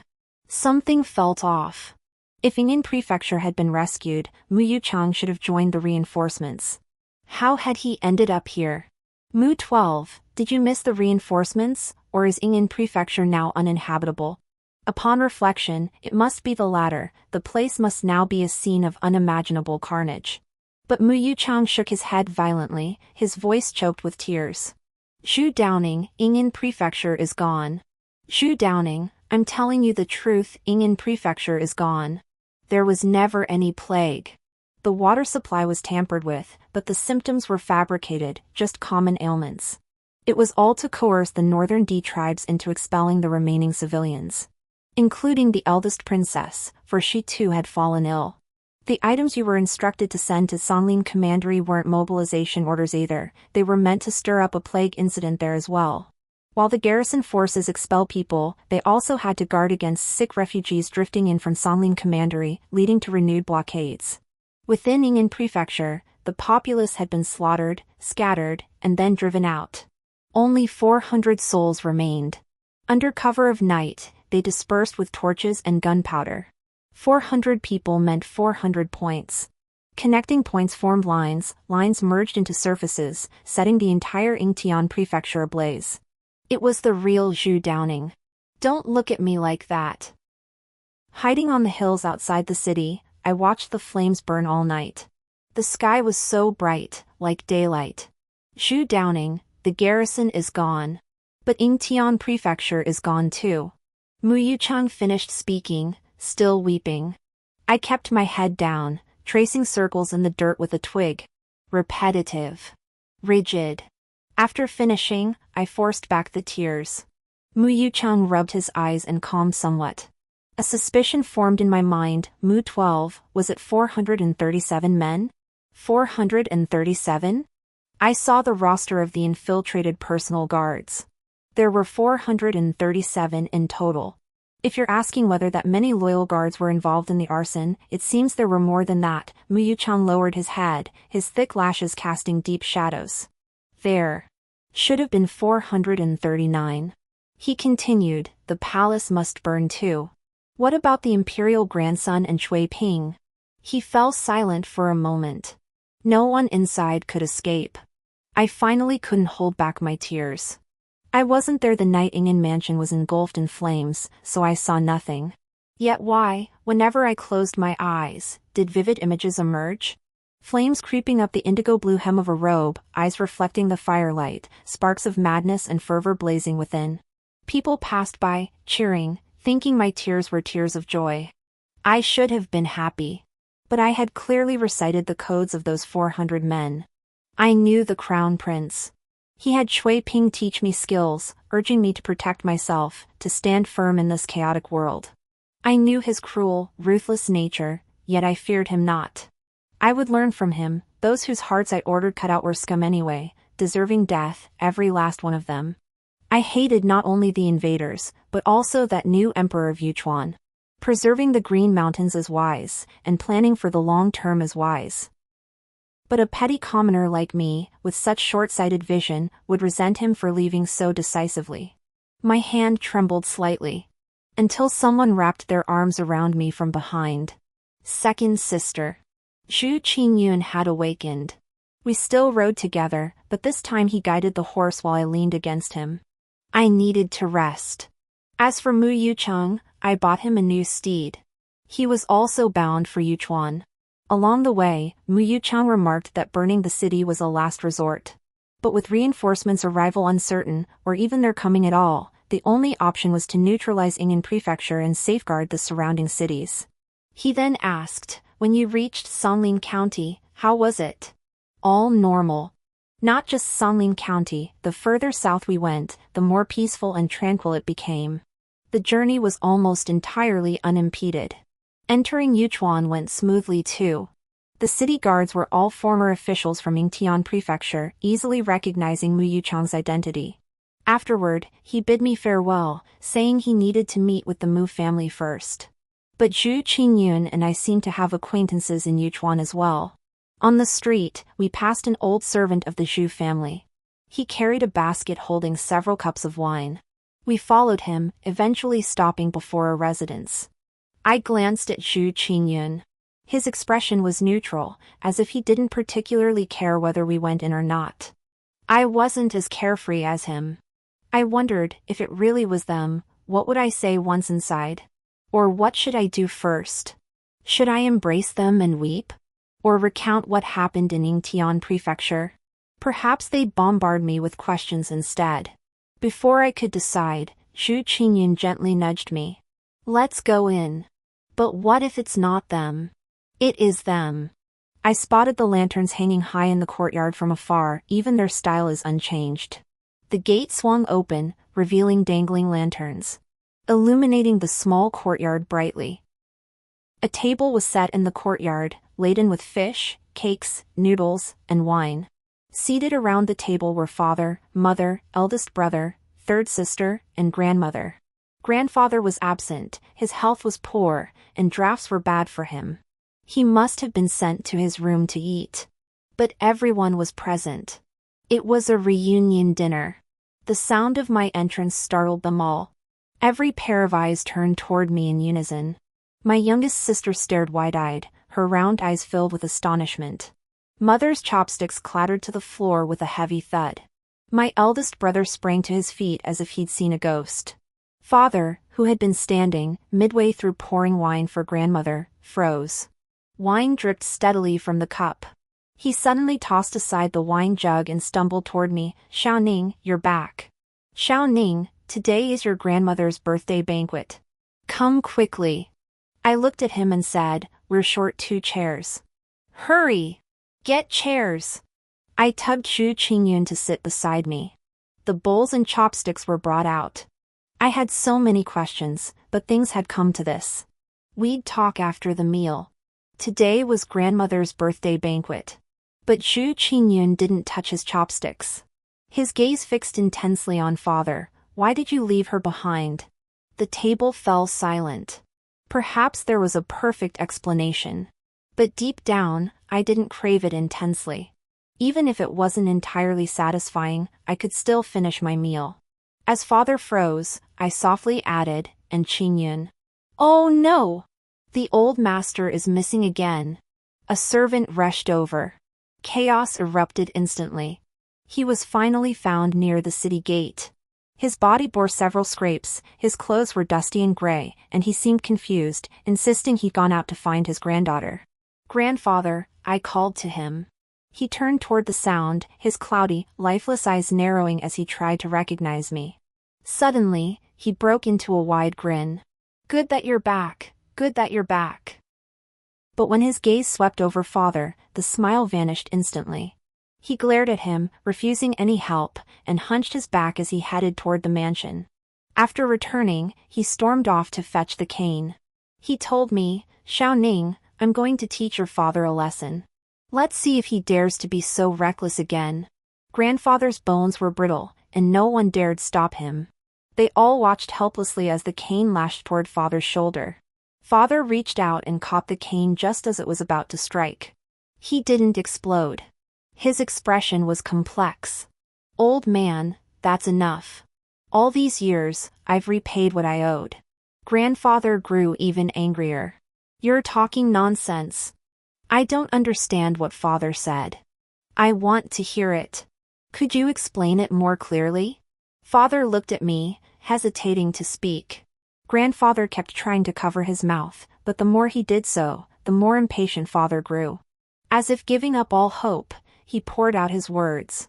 He told me that years ago, when grandfather was in the army guarding the border, he suddenly returned carrying me, 7 or 8 months old, saying I was a comrade's child and he had to help raise me. So he raised me.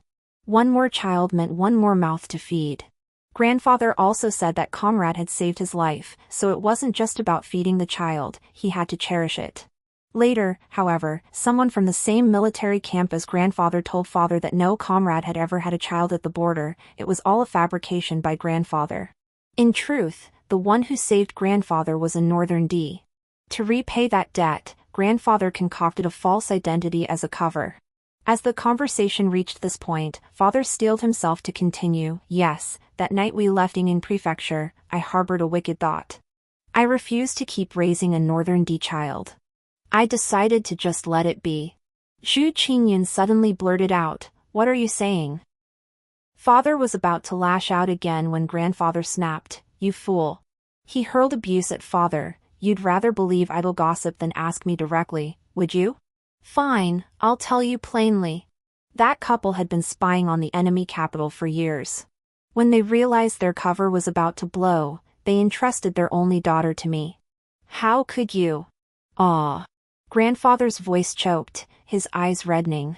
After wiping them dry, he dragged father into the room.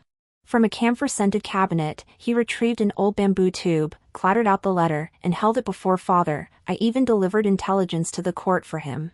This is the commendation, stamped with the official seal. They rewarded me with silver too. Otherwise, how do you think we built our fortune? Father trembled as he took the commendation, but after glancing at it twice, he pushed it away with a sob. As for me, I was immersed in this convoluted story until I suddenly realized everyone was quietly studying me. It dawned on me, this was actually about me? Me? It turned out that among all the children, I was the one most unrelated to the Zhu family. I'd always felt that though Zhu Qingyun and I shared the same father, we weren't born from the same womb, there was always a barrier between us, so we never grew close. Little did I know I wasn't even half a Zhu. No wonder third sister never said much, even when she openly favored me. But next door was different. They had twin daughters, not just favored, but if one got less soup than the other, they'd fight instantly. I didn't care because my father wasn't mine, my mother wasn't mine, nor were my grandparents. But the kindness of being raised was real. I knelt and kowtowed. Zhu Qingyun, standing closest, pulled me up, ready to lead me away. Father suddenly lunged forward, gripping my arm tightly. His voice was hoarse, unable to speak, his eyes filled with pleading. I looked at him, remembering so many things. I remembered the moments of being cherished, remembered being trapped in that isolated city. I remembered getting separated from my family during a spring outing long ago, waiting endlessly for them to find me. The place where I was left behind actually had breathtaking scenery, weeping willows, a babbling brook, a gentleman fishing beneath a canopy hat. But I had no heart for sightseeing. Out of sheer boredom, I kept splashing water, washing my hands over and over, until the sun sank below the horizon and the frantic servants finally came searching. Suddenly, I understood. I understood the state of mind Zhu Qingyun must have been in when he lay mortally wounded by an arrow. He then, and I now, were one and the same. That emotion is called letting it be, or simply, never mind. It has nothing to do with forgiveness, nor is it born of consideration, those are far too sharp-edged. What Zhu Qingyun and I shared was simply forget it, let it be. But I couldn't understand that then. I suffered all night because Zhu Qingyun wanted to forget it. How could one just forget? One must settle accounts properly to be true to oneself. Yet when it came to me, I suddenly couldn't muster the sharpness. What was I seeking? Only self-salvation. I'm sorry, Xiaoning, father's voice trembled. I'm sorry, Qingyun. A flicker of emotion flickered across Zhu Qingyun's cold expression before vanishing. Today was grandmother's birthday banquet. Though Zhu Qingyun and I had disrupted the first half, the day wasn't over yet. The cooled dishes were reheated and brought back to the table. Zhu Qingyun and I sat down and finished the meal. Father sat far from me, barely touching his chopsticks, his head bowed the entire time. But the banquet must end. After eating, we bid them farewell. Father and mother tried to keep me, pleading with grandfather to speak up, to say something. Yet grandfather alone did not hold us back. He looked at me, his gaze suddenly clear. Xiaoning, go. As for where I was headed, that remained undecided. Mu Yuchang rode up on horseback, dressed in splendid robes, grinning broadly. I've got your backs. Zhu Qingyun asked, what do we owe you in return? Mu Yuchang grew coy. You mustn't tell anyone about me stealing those buns. I'll ensure your lives of luxury and privilege. Truth be told, he was now quite capable of delivering on that promise.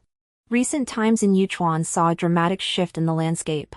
The Long Princess, weathered by storms, finally arrived in Yunchuan. Times changed, yet her bearing remained as it had been in years past. She brought a vast crowd of displaced people from Ying'an Prefecture, arriving in Yunchuan in a grand procession, safe and sound. Despite the large and diverse group, not a single person caused trouble, and no one starved to death. The same method she used to return from the border to Ying'an Prefecture was now employed to reach Yunchuan. Her first act upon entering Yunchuan was to confront the new emperor. This throne is not yours to sit upon. It is mine. She had no army behind her, nor any military orders. The only thing she possessed were the people standing behind her. They had no spears, but they had carrying poles, axes, and iron hoes. The will of the people, that cannot be suppressed. When the wall falls, everyone pushes. In the end, the throne was relinquished. You are not his equal, the eldest princess told the monarch who had barely warmed the dragon throne. Him?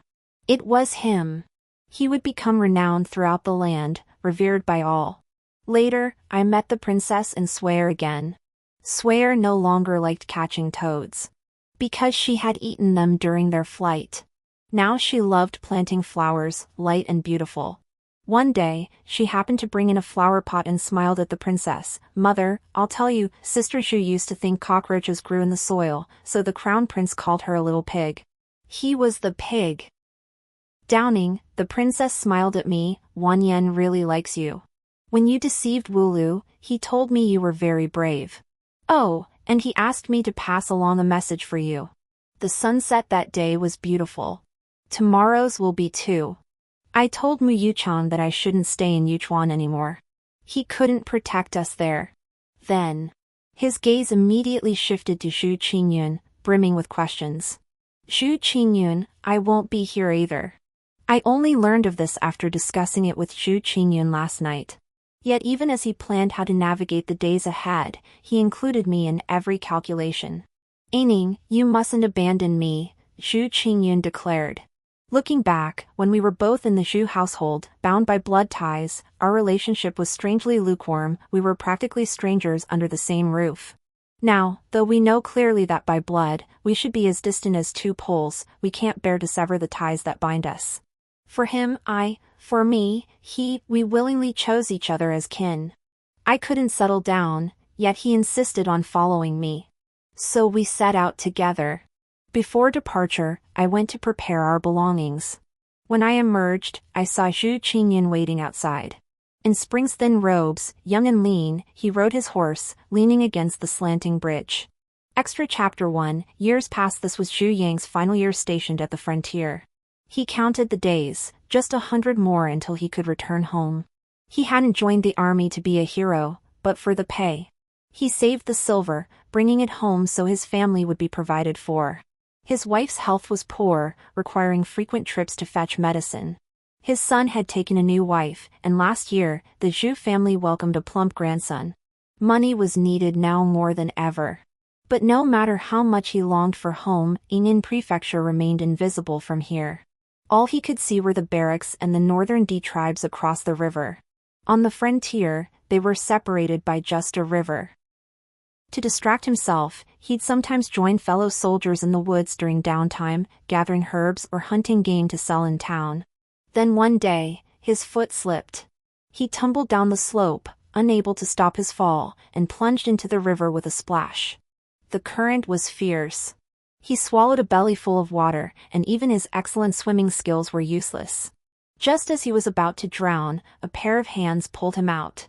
It took a long struggle before he finally came to. Xu Yang hurriedly thanked his savior. His savior was a young man, about the same age as his own son, with a delicate, handsome face. After pulling him to safety, the young man said nothing, only staring intently. Sir? Xu Yang tentatively spoke again. Still, only silence. The next moment, Xu Yang sensed something was terribly wrong. He was standing on the opposite bank, territory belonging to the Northern D tribe. Fortunately, he was wearing civilian clothes today. He could only feign ignorance and quickly swim back. You're from over there? The rescuer finally spoke. But he was clearly speaking the language of the Central Plains. Xu Yang startled. The benefactor scratched his head. Back home, I got into trouble. To avoid prison, I came over here to do a little business. He paused. I sell pearls from clams. Xu Yang believed him. After repeated thanks, he finally found a way back to his side of the river. Keeping a wary eye, Xu Yang soon noticed the man wasn't just an occasional visitor to the other side. Quite the opposite, he came frequently. But then, for someone dealing in river goods, that was hardly unusual. Yet upon closer observation, Xu Yang noticed that after gathering his clams, the man would often sit on the bank for a while before leaving. He'd do nothing, just stare blankly across at the opposite shore. Xu Yang sighed inwardly, thinking this man still hoped to return. But people must bear the consequences of their own choices. Though it was a pity, there was truly nothing he could do to help. Day after day passed, and the benefactor remained by the riverbank. Xu Yang always saw him there. Though they never spoke and had no further interaction, seeking his figure had become a habit. Xu Yang thought, if the benefactor ever came to his senses and returned, becoming close friends wouldn't be so bad. Yet he never imagined that the last time he saw the benefactor, it would be when he paddled his small raft over to Xu Yang's side. Xu Yang's eyes widened. "You kid don't value your life?" The benefactor hesitated, clutching the swaddled bundle in his arms, words caught in his throat. Only then did Xu Yang notice he'd brought a child. "What's going on?" Xu Yang demanded. "This is my daughter. But I won't be able to care for her anymore." Xu Yang was utterly baffled. Suddenly, the benefactor blurted out, "They're closing in on me." "They?" "The Northern D military intelligence." At those words, Xu Yang instantly understood everything. Though just a lowly soldier, his years of service had honed his instincts. He instantly realized the supposed escape from prison was a ruse. His true purpose was being trained by the court to infiltrate the Northern D. Xu Yang grew frantic. "You've come this far, why aren't you coming back with me?" "I can't. My wife has been exposed. She was arrested 3 days ago. I must return. I can't leave her alone."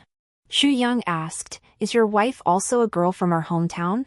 The benefactor's eyes grew even more sorrowful. "She's a foolish girl. For me, she came alone to the Northern D to find me, doing the same work as me. That's why I must return." Xu Yang ceased his pleas. Taking the swaddled infant, he declared with unwavering resolve, "She is my own granddaughter." "Does she have a name yet?" The benefactor shook his head slowly. "Since she is your granddaughter, it is right that you should name her." With that, he cast one final, deep look at the infant before hastily turning and walking toward the small raft, as if lingering any longer would make parting truly unbearable. Only then did Xu Yang remember to ask, "What is your name? This journey holds no return path, we shall never meet again." "My given name is Yining. Ning. Morning Ning. Dao Ning." Extra Chapter 2, This night I, Xu Daoning, have recently learned a new craft from a sorcerer. Henceforth, I am a proper charlatan. Xu Qingyun and I journey northward.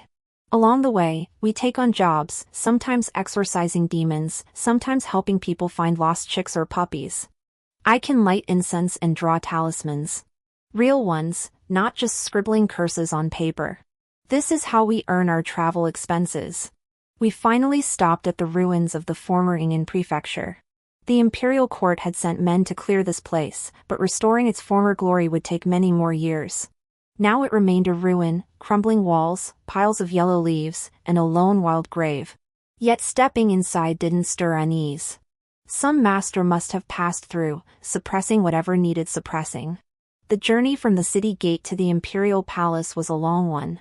As the midday sun began to wane, he finally arrived. This place was somewhat better than the outside.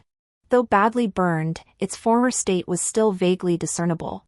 Relying almost entirely on that fleeting memory of his brief stay, he found the place where the former imperial great-grandson had lived without much effort. This should be considered Mu Wanyan's former residence? It is. Then, I took out 3 long candles. I wanted to try and seek his spirit. If the candle flame went out midway, it meant he still lingered here. If it burned all the way down, it meant he had gone to where he should be. Truthfully, no matter how these candles burned, it no longer mattered. After all, the departed have their own path, and the living have theirs. But as a living person, I needed to clear this hurdle in my heart. There's still wind now, I'll have to wait. Suddenly, I heard the rustling of a stray cat outside. I dashed out in a few strides, teased the cat for a while, until Xu Qingyun reminded me from inside that the wind had died down. Only then did I go back in. 3, 2, 1, light. It didn't light. Still didn't light. Keep trying. But try after try proved futile. Xu Qingyun's eyes widened slightly, lost in thought. I froze too, then sprang up in an instant, Didn't the patriarch say that if the soul-searching candle won't light, it means? It means. My words trailed off incoherently. Yes, it might mean they escaped. Think about it, perhaps they discovered a new secret passage later. I looked at Xu Qingyun and exhaled heavily. Xu Qingyun took my cold hand, warming it in his palm. False alarm, just a false alarm. Thank goodness we know he's alive. Now we can rest easy. I nodded. As we left, I glanced back at the 3 candles when Xu Qingyun wasn't looking. I pretended not to know, but just moments ago, while I was distracting the cat, Xu Qingyun had tampered with them. No matter how you tried, they simply wouldn't light. He wanted me to be happy, to feel at ease. I wasn't angry either. Truthfully, the moment I stepped back into Ingin Mansion, my heart settled. I needed to see it with my own eyes. Only then did I grasp most profoundly that a monumental plan had once been hatched here, benefiting all the people. And I was but one of the favored commoners. While he remains the crown prince, his name forever etched in history. Life and death are not in our hands. It is a destiny no number of candles could alter. I wished for his survival, just as Xu Qingyun had hoped I would see. And now, I, the living, must continue on my path. Take care. Take care. The end.